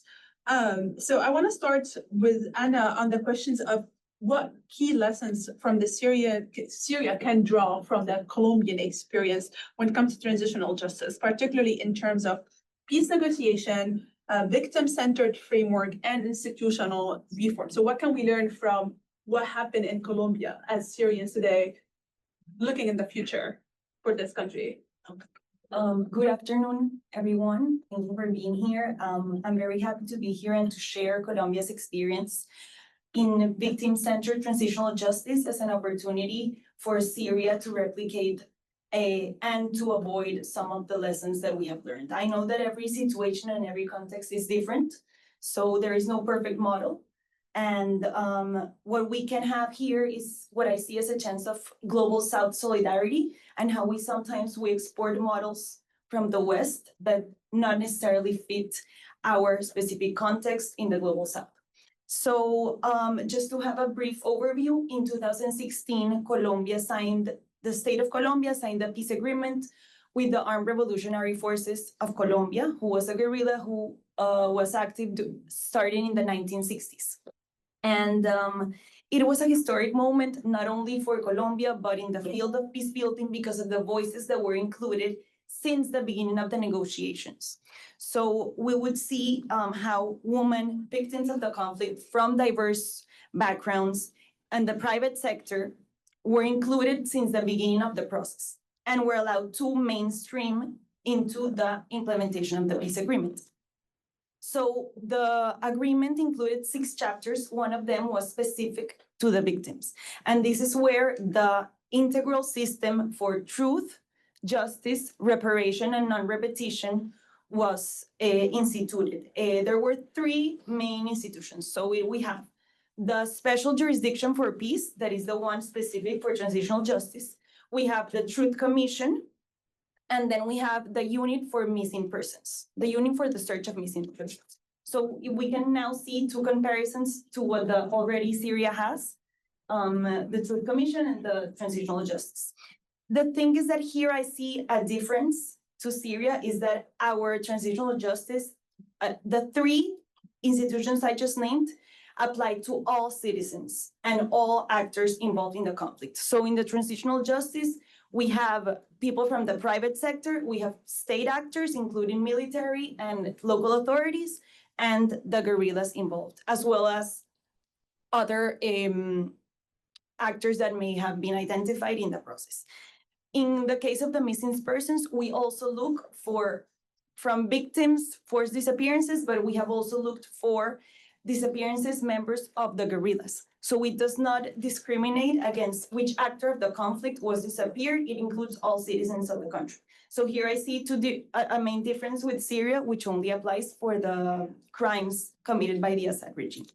So 3 key lessons that I want to mention. First of all, as I said before, it's the voices that were included since the beginning of the process. So the voices of women, the voices of victims from diverse backgrounds, Afro-Colombians, indigenous communities, and the private sector. And this inclusivity has allowed for further sustainability of this process. The second is that this works as a system. So the Truth Commission, the report, even if it is already finished, the report was published. the Unit for Missing Persons uses this report and uses this information to continue its search for the missing people. And it works to complement each other between the transitional justice, the missing persons, and the Truth Commission. And third is it is a real victim-centered narrative that we have had, and how before, and maybe on ordinary justice we see this, is that the focus is on the perpetrator. So if we think of a specific crime, we think of the name of the perpetrator, of the abuser, and we do not see the victims as the center of the process. In the transitional justice mechanism that we have in the Special Jurisdiction for Peace, the victims are the ones, for example, that choose which reparation they want the perpetrator to give to them. So they choose the type of restorative justice, and this is putting the victims in the center. When we go to a hearing in the transitional justice, we see how the victims bring sometimes things from their specific communities or their cultural demonstrations that we would not see in ordinary justice. And this is, for me, three key lessons that I would like to see replicated or maybe taken into account by the Syrians in their process towards democracy and justice. That's helpful. Thank you. To build on this question, I want to go back to the Colombian experience. I know you've done a lot of work on the Colombian experience. Can you speak to us more about the pitfalls or the challenges that happened in Colombia during the transitional justice process? Just to learn more as we do a cross-comparative case study here between Syria and Colombia. Okay, first, to answer which pitfalls, I would start by, I want you to all imagine what would justice look like for you if prisons didn't exist. Take a moment to think on that and try to answer that, and how for some of us it's difficult, because at least in the experience of Colombia, that is what I can talk to, we have, from a Christian point of view, as justice as being punitive. And like, we want justice, we want punishment. And this is both the transitional justice process and the restorative justice processes are both new concepts and new ways of thinking that are difficult for people in the country and even for some lawmakers to implement because of this view of justice as punishment. So I would say that this is one of the obstacles or the challenges, is to understand this new view of transitional justice and restorative justice. Second, I would say that a challenge that one should avoid in Syria, in my humble opinion, is this maximalism, and how we have to avoid having expectations too high and be aware of the limitations that we have. And today, the Special Jurisdiction for Peace has 11 cases that include geographical areas or macro cases of a specific violation. So for example, there is a macro case on sexual violence. There is a macro case on kidnappings. There is a macro case on forced recruitment of minors. And it includes personal cases. So the jurisdiction checks and reviews case by case. And this is an infinite and an eternal process that won't be able to succeed in giving the expectations that one has. So first, this view of punishment, justice as punishment, and understanding the new transitional justice and restorative justice approach. Second, being aware of our limitations. And third, I would also say the part of storytelling. And because in Colombia, unfortunately, this peace agreement brought a lot of polarization, and society and the nation was divided in people who did support the peace process, people who were against it. And the transitional justice was actually one of the main points of this agreement, and how I think that the government and the state of Colombia failed in the way to properly explain what the objective of transitional justice is, and how we can sometimes, as my panelists have said, we cannot sometimes have the punishment of all the ones who committed war crimes or were involved in the conflict, but we can get the victims to get closure, to get restoration, and to guarantee non-repetition. So at the same time, not only the government failed to properly explain to the nation, but also how civil society in a democracy also has the responsibility to be involved in these processes. And it's not, we cannot leave everything to the responsibility of the government, but we as citizens of our nation that want to build and want to promote justice or reconciliation, we have to also own the process and maybe work in our communities, in our spaces of influence to support this process. So I would say that understanding transitional justice and restorative justice is a challenge and will be a challenge for Syria. Having the limitations clear and not seeking maximalism. And third, properly explaining this narrative and the story and the aims that it looks for. You mentioned something very interesting in your answer. You talked about how there was a division in Colombia, between those who supported certain elements and those who did not support it, the peace process. So I guess my questions goes to something that also Muhammad talked about the importance of trust, right? They don't trust these new expert-minded. So my question is, in a context like Colombia, but also Syria, when you have a diverse group of people who have different opinions and different positions across those issues, and there is a question of trust here, how do you really, what's your recommendation and suggestions here in a post-conflict situations to overcome this trust issue among diverse group of people who have different opinions and positions across those issues? What can you learn? What can you talk to us about from the Colombian experience? And it's open also to all our panelists on the Syrian experience as well. In my experience and my personal experience doing field work in Colombia, Colombia is a 50 million, we have a population of 50 million. We have a very big and diverse country. We have indigenous groups, we have Afro population, and we have a very big gap between the urban and the rural areas. But I think that to build trust, because there are some areas where because of conflict and because of violence, people don't even trust their neighbor, or social leaders don't trust the mayor of their city, of their municipality. And in my experience, the first thing that we can do is dialogue, and to have spaces where people engage with the perpetrator, maybe with people, other people in the community who weren't exposed to each other, people talking to the local authorities, and these spaces of transitional justice, the Truth Commission, when you would see the hearings of the Truth Commission or the public hearings for the transitional justice, you see how you put in the same space the perpetrator, the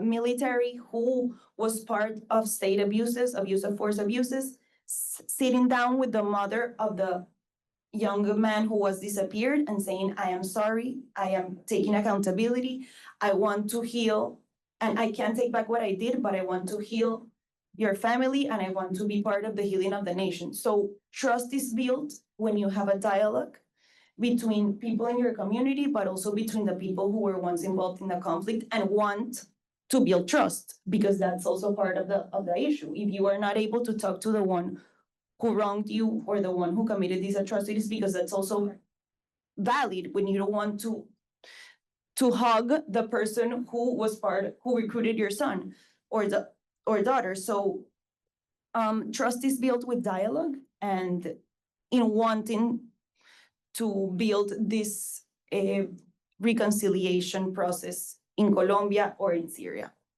Thank you. And yeah, if any of the speakers would like to add anything from the Syrian experience when it comes to trust, because I really believe trust is an important component when we talk about any transitional justice and state building capacity in a fragile political environment like Syria.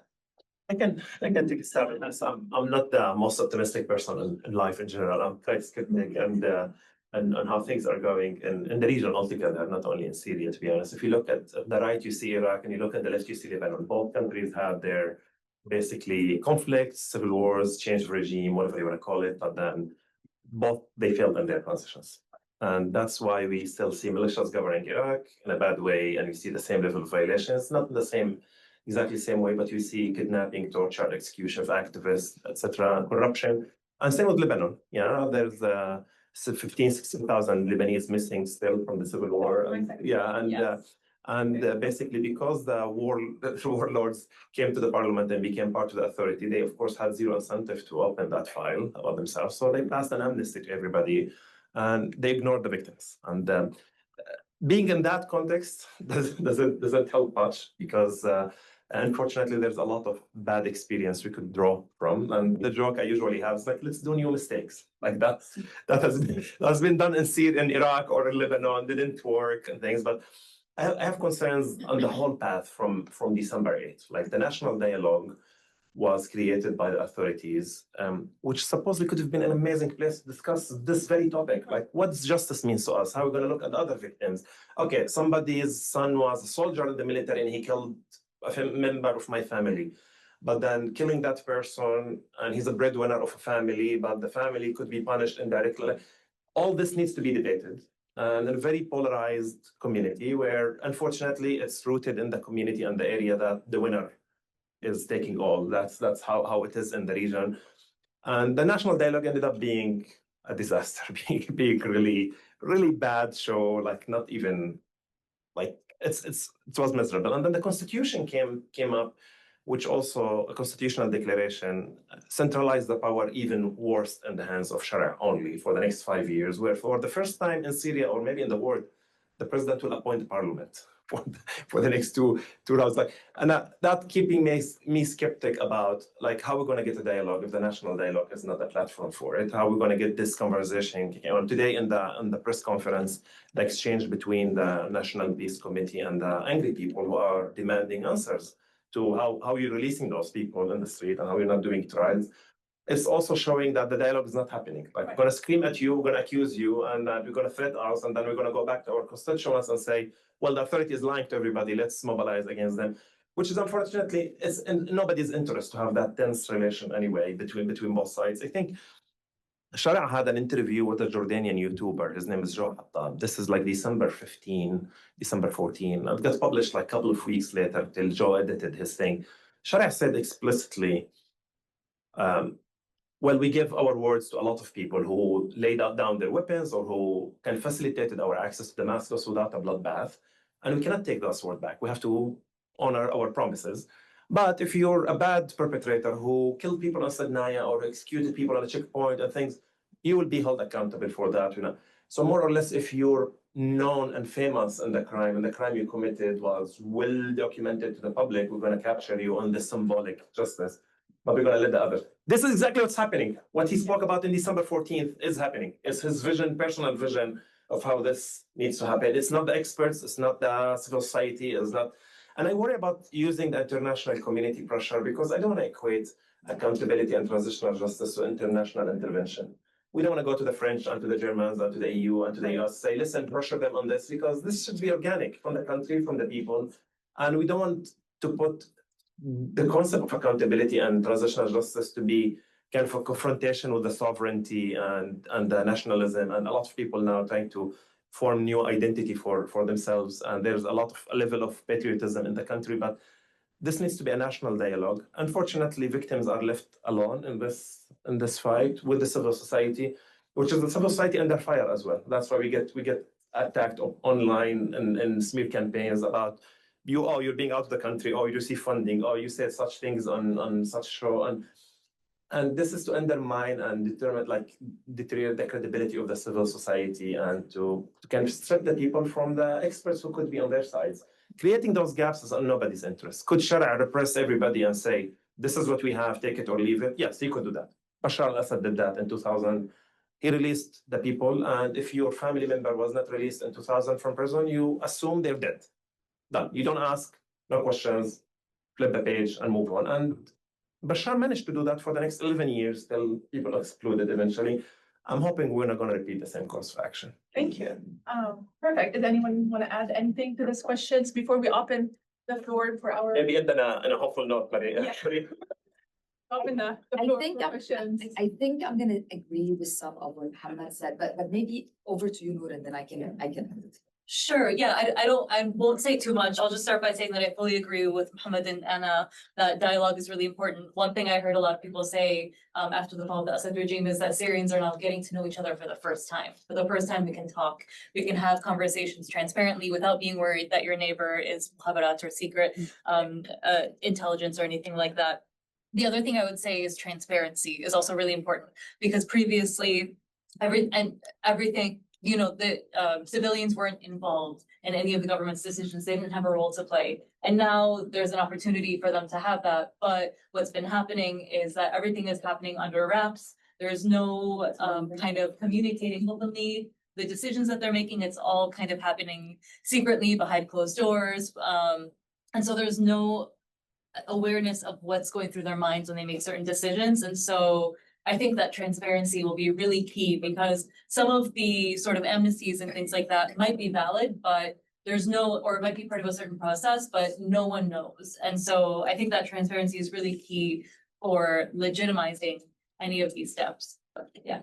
100%. I disagree with what Shara said to the Jordanian person, because Fadi Sabr went back to the Damun where he committed the massacre.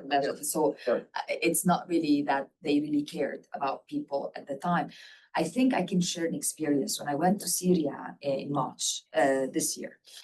One of the points, again, I personally do not have trust in HTS, but also with any government whatsoever. I live in Germany, I'm in the US, both are supporting Israel, who's committing a genocide in Gaza as we speak, who's attacking Syria with Israelis airstrikes as we speak. So for me as a person, I really don't have that trust in governments and in politicians, let's put it that way. Nevertheless, I went to Syria and I was thinking, okay, this is happening now. The people are being killed because they are Alawis on the coast side. We know that. We've been hearing the reports from those people, no matter how much those were played with, the narrative was manipulated. We know that this would happen. Those cases were documented. We wanted to demonstrate in the street in Damascus. In the street in Damascus, and Muhammad knows more than me, this is not a possibility that you can have in Damascus to demonstrate against the government behavior about a certain and we said, so coming from outside, we want to ensure that, we're doing the legal monitoring. We're making sure that if violations were committed, we want to know who committed those violations. But we also want to register the demonstration with the Syrian government, and we want them to ensure protecting this demonstration that we were having at the moment. And that we did. We had a demonstration. The Syrian government members did not attack us. We managed to stand in the streets and demonstrate against their behavior, their crimes on the coast. What I mean to say is that today I do not have a 100% trust. Other demonstration attacked you though. Yeah, other people in the streets attacked us. And actually, this is, I think that was staged, to be honest. That's my opinion. The government pushed those people to attack you. And maybe not, but we got a registration of the demonstration. And that's something. I'm not saying that this is everything, but I know that this is possible. What I'm saying is that trust takes a long time to be established, especially with an armed group who was committing crimes in northwest Syria for years. And this trust needs to come from their actions, what they're doing, as Noor said, transparency, as Anna said, inclusion, as Ahmad said, having all of these processes around survivors and victims of these crimes. And this will come with time.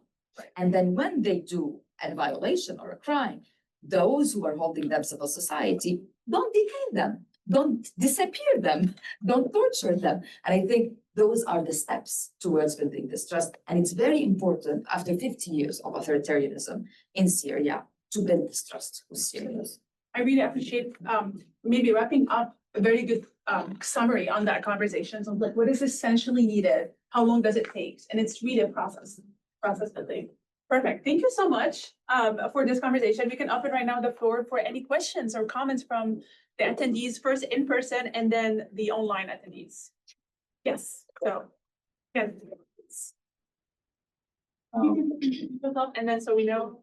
My name is Taha, visiting. Thank you for the great panel.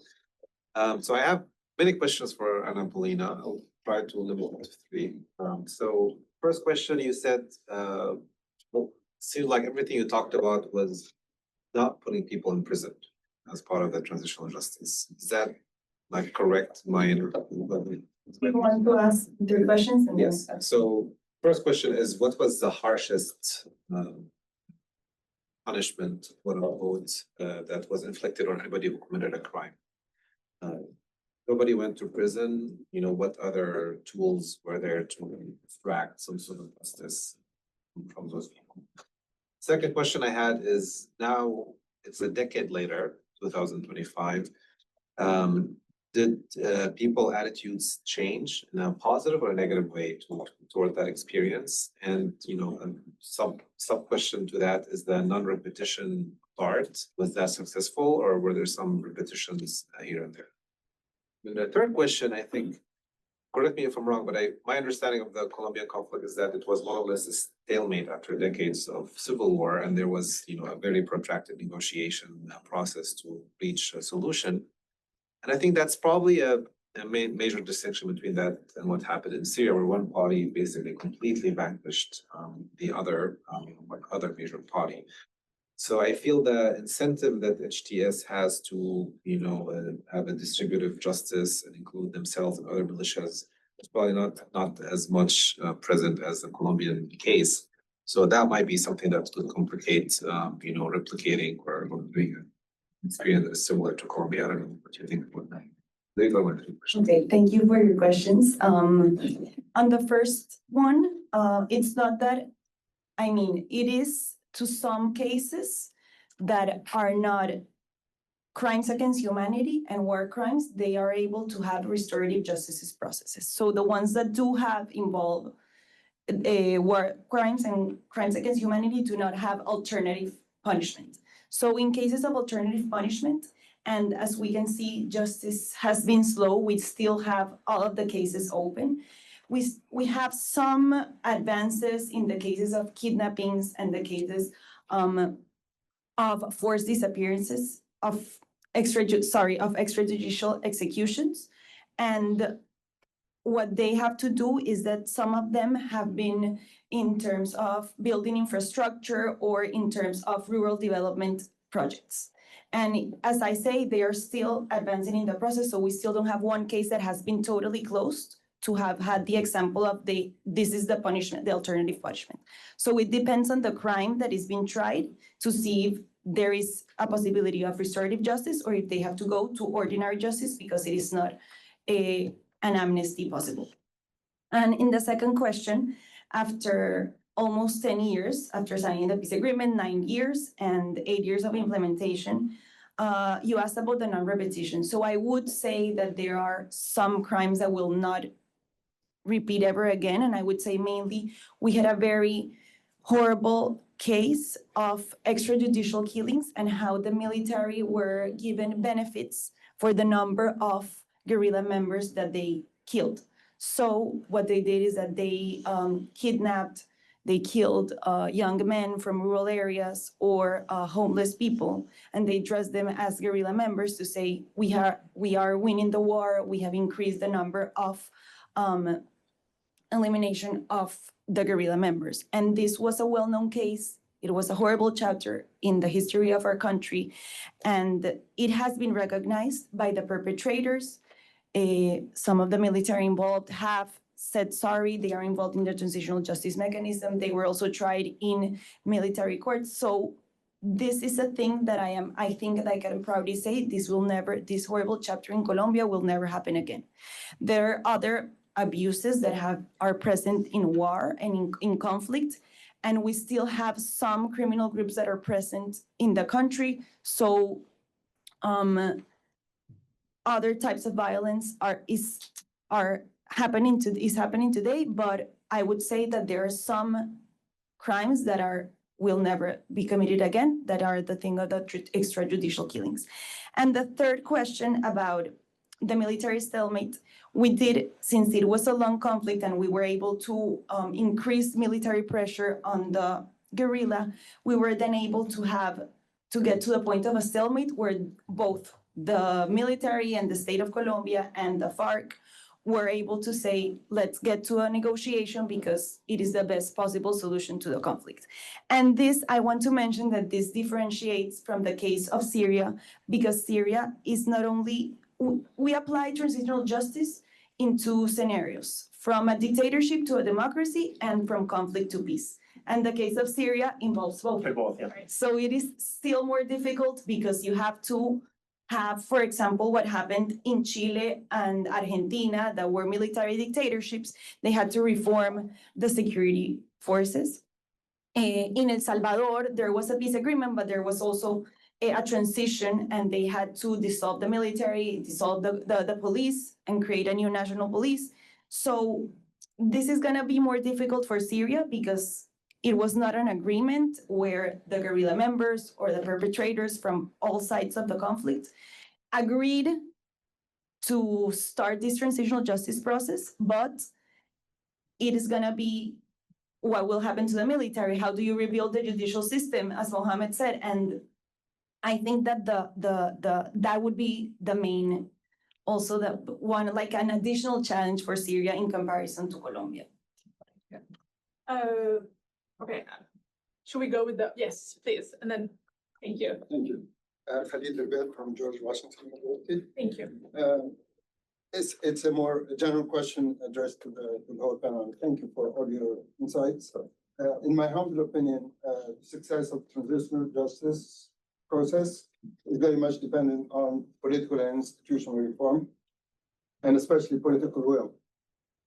My question is really directed towards the future. How do you see this as a possibility for the future of Syria? Thank you. The panelists would like to take that question about the future. I can quickly. So I think best case scenario, Syria will emerge from this and hopefully good governance and good practices, learning from the mistakes of the neighbors, etc. But even that best case scenario is something, no offense to the Lebanese, I'm half Lebanese, by the way. My mom was from Lebanon, but something similar to Lebanon or Iraq, kind of combination between both. Kind of you get the elite cronies living their life in the green zone of the city, and they have their own problems between the leadership of the political leadership, and the leadership of the civil society and their media gang, and creating their bubbles and fights and disputes and everything, and everybody else in misery, literally, in the country. Or to the even worst version where Iraq is militia government backed by some regional powers. In Iraq, the case is Iran kept supporting al-Maliki's government for the first 15 years of toppling Saddam Hussein, and that could happen. Like we get armed groups governing the country, supported by regional powers, and this time with international recognition. And that's a question where the political will is important. Now, after the meeting Sharia had with Trump, lifting the sanctions, where that will be interpreted, how that will be cashed in day-to-day basis. Like, are they going to say, it's like, listen, we got international recognition, amazing, let's do something great, and we earned it, okay? Like, let's do this. Or like, we got the international recognition, screw them, we're not going to do anything of the good governance things they want. And I worry, so far in the last 7 months, they're doing that. Like, yeah, Sharia appointed his own brothers. Like, if you have a brother named Maher, you never bring him to the state in Syria, because after Maher al-Assad and Bashar al-Assad, like, if you have a brother named Maher, send him out of the country. Yeah, and now he brought Maher al-Sharia to be the chief of staff in the presidential palace. He brought his brother Hazem to be the chief of the Investment National Commission. His other brother, in no capacity, is doing business with former Iranian militia-backed groups and kept on drug dealers. And then the mayor of Damascus, or the governor of Damascus, is the in-law of Sharia. The head of the ports and customs enforcement is the brother of his wife. Or the other. Yeah, it's bad. If it continues this way, I don't think we're going. Even Lebanon or Iraq will be luxury to look at. Like, we might go to something like again. I have no offense, but I'm happy Lebanese. My mom is Lebanese, so I. But this is where a political will is problematic issue. If there's no will of the authority to do so, the tools you have in your hand is to mobilize the street. And people in Syria are really, really exhausted. And now they're drained. They just want to focus on a little bit more power, electricity, a little bit more food, a little bit higher salary. And this is being unfortunately misrepresented, unfortunately, by some elites writing about this. Well, people don't want freedom. They want bread and electricity. Like, we had bread and electricity in 2010. And people talk to the streets. So it wasn't about food. Yes, today's immediate need in the survival mode is feeding people, but give them 6 months after you improve the economic situation, they're going to demand everything. Sorry. Thank you so much. Yes, I want to go to the second row of the lady and then the piece. So go ahead. Did I miss anyone? Perfect. Yes, please go ahead. Hi, thank you so much for speaking here today. My name is Laura. I'm a student at the Elliott School of International Affairs, and I also work for the Kurdish Peace Institute. I have a bunch of questions mostly regarding the SNA. Well, first of all, how is the reintegration process looking like for sanctioned SNA leaders? There is a very big lack of trust, like specifically in the Northeast. Some of them are still like given leadership positions there. They still like retain their power. What's being done regarding that? And also, I guess my second part of my question would be about like the foreign fighters that are currently a part of those militias. What is happening to them? What does it look like right now? Is anyone, Mariana? Oh, I can speak about the Thank you. NSA, since I've worked on investigating their crimes in Bahrain, last year.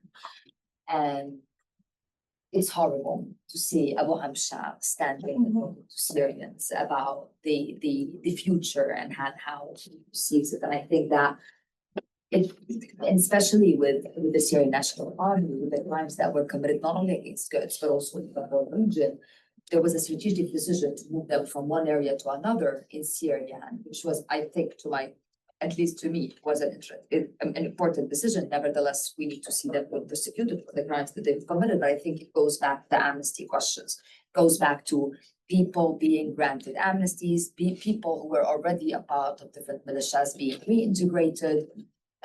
We know that those people are now celebrating their presence in Syria, being celebrated by certain individuals in Syria, and this can be 100% triggering and also worrying and scaring for a lot of people, Kurds specifically, who crimes were committed against. That said, I do not necessarily see any de-integration of those individuals as we speak. I see them there, and I don't see any behavior of the government with excluding them anymore soon. Same with the foreign fighters. It was very interesting to see with the Shara's meeting with Macron, talking about answering to the question of foreign fighters and talking about women, Syrian women having citizenships and being able to give the citizenship to their children or to their relatives. Such an interesting conversation, because Syrian women have been fighting for this right for years. And if this was at any moment granted because we want to normalize foreign fighters or give them Syrian citizenship to stay in the country, that's really worrying. A lot of detention cases that have been reported to us in the recent month, like 1 month from now, foreign fighters were included and involved in these detention cases, and they were involved also in the torturing of these individuals, or at least the alleged torturing, since we did not conduct kind of thorough investigations into these cases. That's also worrying. So that would be my answer to this, but I'm not sure if anyone would like to say anything else. thank you so much. I think, yes, and then we go to the back. Thank you. Yes, please go ahead. Thank you, everybody, for coming out to talk to us. My name is Noor, and I'm a student. I'm a master's student here at Elliott, and my question is directed toward Mr. Abdullah, and anybody else who would like to offer their expert opinion. You mentioned that the French are providing their legal and technical expertise to write the constitution and rebuild the Syrian legal infrastructure.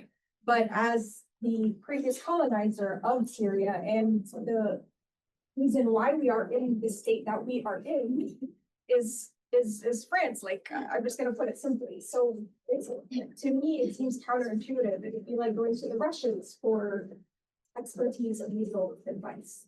So my question is, why are they involved in this process? And is there like a consensus amongst the people? My other question is, the new constitution. So does the 1953 constitution have any parts to do with being applied to the new constitution? So, Thank you.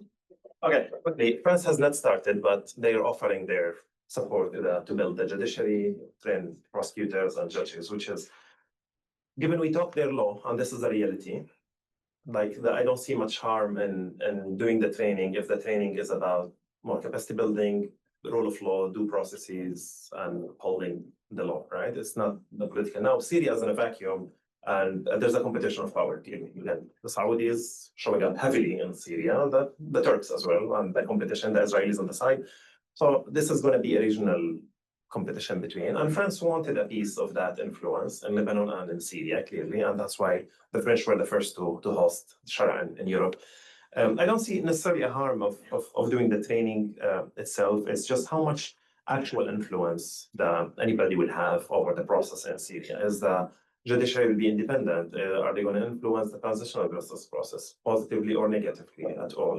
Again, I worry about bringing international pressure on the government in Syria for this case, because that will equate it with interventions. Like, hey, you're bringing the internationals on us on this issue, and it needs to be organic, right, people? And this goes to your second point about the consensus among the people.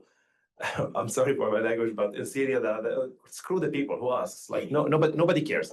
And that's what the authority has been doing, And from Assad, the father, to the second Assad, and now the transitioning authorities, the people are not being asked about their opinion or about their support. Now, everybody wants the transition to be smooth. They want it to be successful. So they're honestly more or less looking the other way when they see wrongdoings. Just they want to give the benefit of the doubt to the authorities. They want them to, okay, we'll take it in goodwill. We'll let you do this. We'll give you 6 months. We'll give you a year. We'll give you etc. And step after step, you see the authorities taking that for granted. The confidence of the people. And unfortunately, being in a heavily armed group themselves, HTS, any confrontation with the public, I don't think is going to be dealt with other than lethal force. And that scares me. Like, we don't want to be the bloodbath we've seen before. The 1953 constitution, Bashar al-Assad did the 2012 constitution, which is, he changed the 1953 constitution, put more power to himself on the 2012 constitution. Now, the constitutional declaration gives Sharia, like, all the powers, more or less. But then there's different statements, like, the old constitution applies, except for the constitutional declaration articles that has over, like, basically, it takes over in certain clauses, but it's not clear where the things. And that constitution, again, was not voted, there's no referendum, there's nothing. It's just Sharia appointed 7 people. A lot of them, they're legally credentialed and their academic credentials were questionable because they were not actually truly graduate. He just put people, give them the framework, what he wants to do, and they give him that. Yeah, sorry. Thank you so much. Just for time purposes, the attendee on the back, then Ziara Davis, I'm an intern with Syria Justice and Accountability Center from the University of Michigan, doing the Eastern Studies and International Security. So my question is, do you think transitional justice in Syria should involve foreign parties that were involved in the Syrian conflict? Like, you have the Iran, Hezbollah, like Russia even, especially when it comes to Lebanon. Like, Lebanon and Syria are neighbors. Eventually they will have economic, cultural, social interests. Like, how do you move on in your relationship with this country when you have Hezbollah was involved in the conflict? There's a lot of tension and hatred. My second question is, how can transitional justice be possible when the current government has incorporated many former Al-Qaeda foreign fighters into the military? So, thank you. you can just leave. Others can answer this question, but in general, I think yes, accountability and justice at large should include all the actors. Not necessarily we'll be able to put Putin on trial in Syria, although his air forces killed a lot of Syrians. Unfortunately, this is the truth with videos.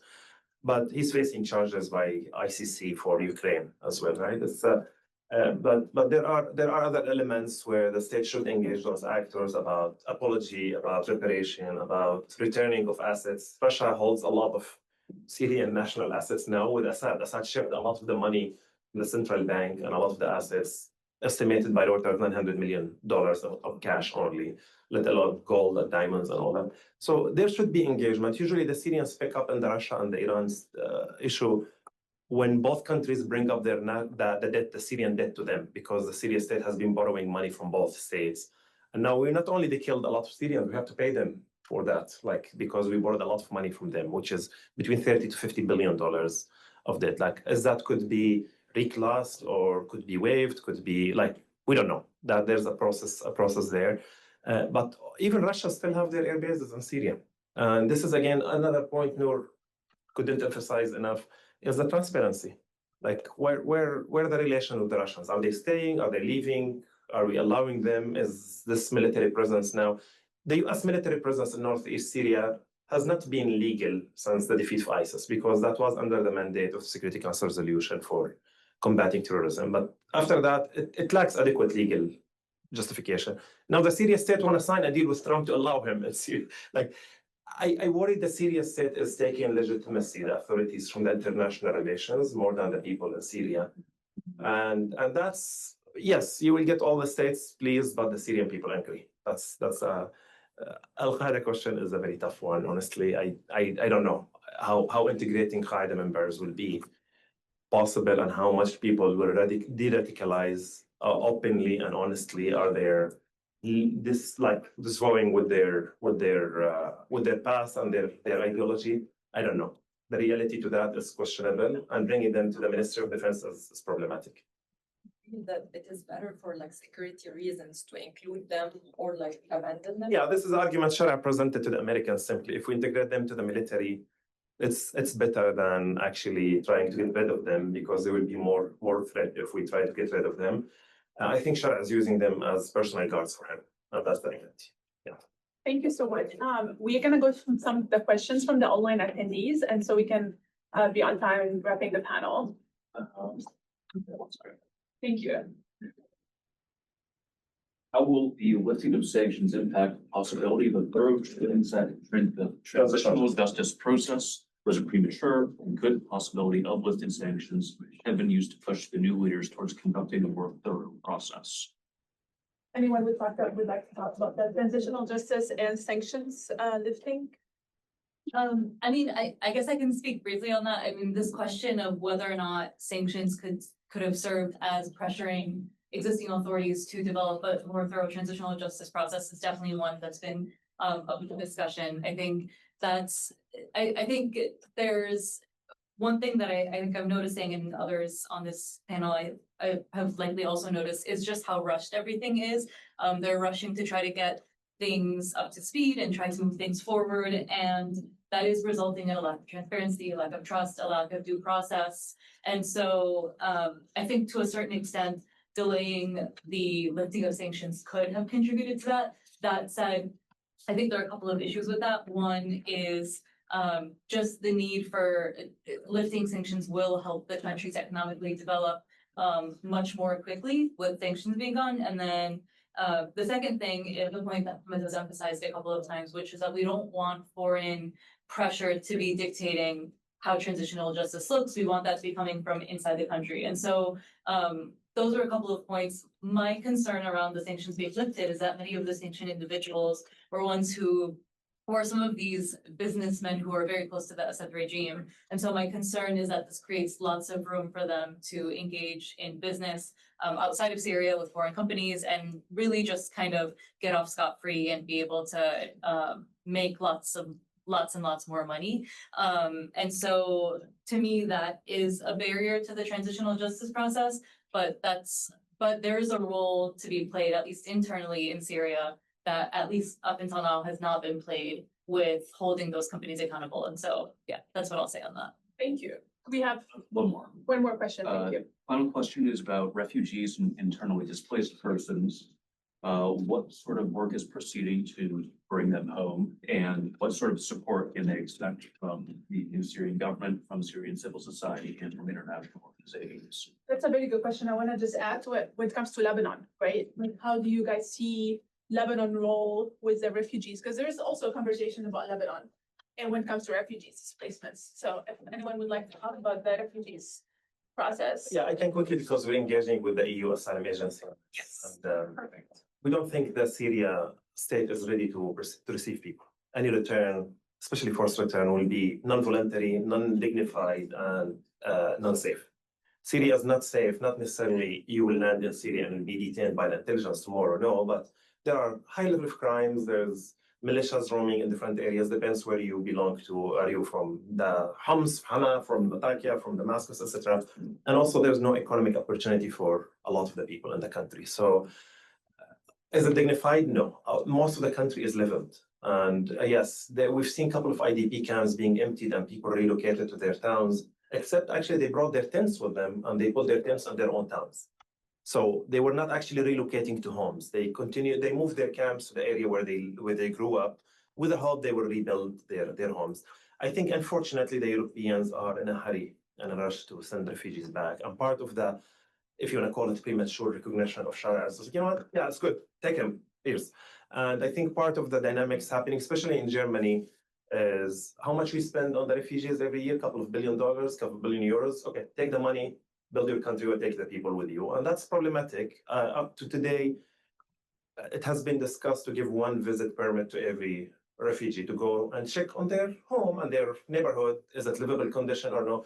That has not been passed as a law, and everybody's scared. Yes, it's being talked about by politicians, but if it's not a law, if you go and you come back, the refugee agencies or the immigration court might get you on that and send you back to Syria. Iraqi refugees were pushed in a very inhumane way from Germany, where the German government did a deal with the Iraqi government, saying we'll give you 4,000 euros for every family you relocate back to Iraq. And of course, Maliki didn't give a dime to the families who were returned. Of course, they cut their aid inside Germany. And if you lose your work authorization and benefits and healthcare, eventually you have children, you have to pack and go home. And the Iraqi government is not going to welcome you with anything, just you're on your own. That's bad. And that's why we see a very, like the number of people returned is a good sign, but people want to go back to Syria, but it's very limited or little comparing to the overall number of refugees. I think it's going to take a couple of years for those people to be reintegrated in the country in a meaningful way. And unfortunately, all the programs in the EU, there were some like the safe zones inside Syria. And the conversation started even before Assad collapsed. Like, is Northeast Syria safe because the American forces are there? Yes. Let's deport Syrians there. And we pushed very hard against this. And thankfully, the European Courts for Human Rights and the European Justice Court both decided, not Syria cases, but the jurisdiction or the jurisprudence applied to Syria as well. It was Latvia case, a Latvian refugee, I think in Sweden. And there's his area is safe, we return him, and the European Court of Justice said there's no such safe zones, either a safe country or not a safe country. There's several cases. Cyprus lost to Syrian refugees who were deported back to Lebanon. And all these cases are important to say there's legal norms today that we cannot deport people, except the Europeans, and this goes back to Mariana's comment, everybody is walking back from international law. Everybody is walking back from what they signed up to. Everybody is looking the other way when crimes being committed. And if you look at the UK deal with Rwanda to send refugees to Rwanda, the UK proposed the law, and then the Constitutional Court in the UK said it's illegal. They revised the law and they pushed it, and the Constitutional Court shut up. But the European Court of Justice said this is a bad law and it's illegal. And the UK threatened to withdraw from the European Court of Justice if they strike down the law again. Okay, the whole order of international law and the post-World War II is up to question now. And Gaza is not the only example. Gaza and Syria and Ukraine, and like you get a lot of conflicts. And that's why maybe we should find other jobs. I don't know. Maybe we should. On a positive note, I think, and honestly, the truth is a lot of people are pushing back on this. We try to take up cases in Europe to defend refugees. I'm trying to do it here with ICE. There's some Syrians in ICE custody. We're trying to argue back. This is problematic. You cannot deport them. The number of people volunteering to do this work pro bono is amazing. And that gives hope a little bit. And you could always push back, but the right-wing rise in Europe is scary. Right. I want to thank everyone who attended the panel in person and online. I want to thank the New Lines Institute, the Center for Middle East Studies, and Hukukiyat for the work. Thank you very much for attending. And yeah, please enjoy some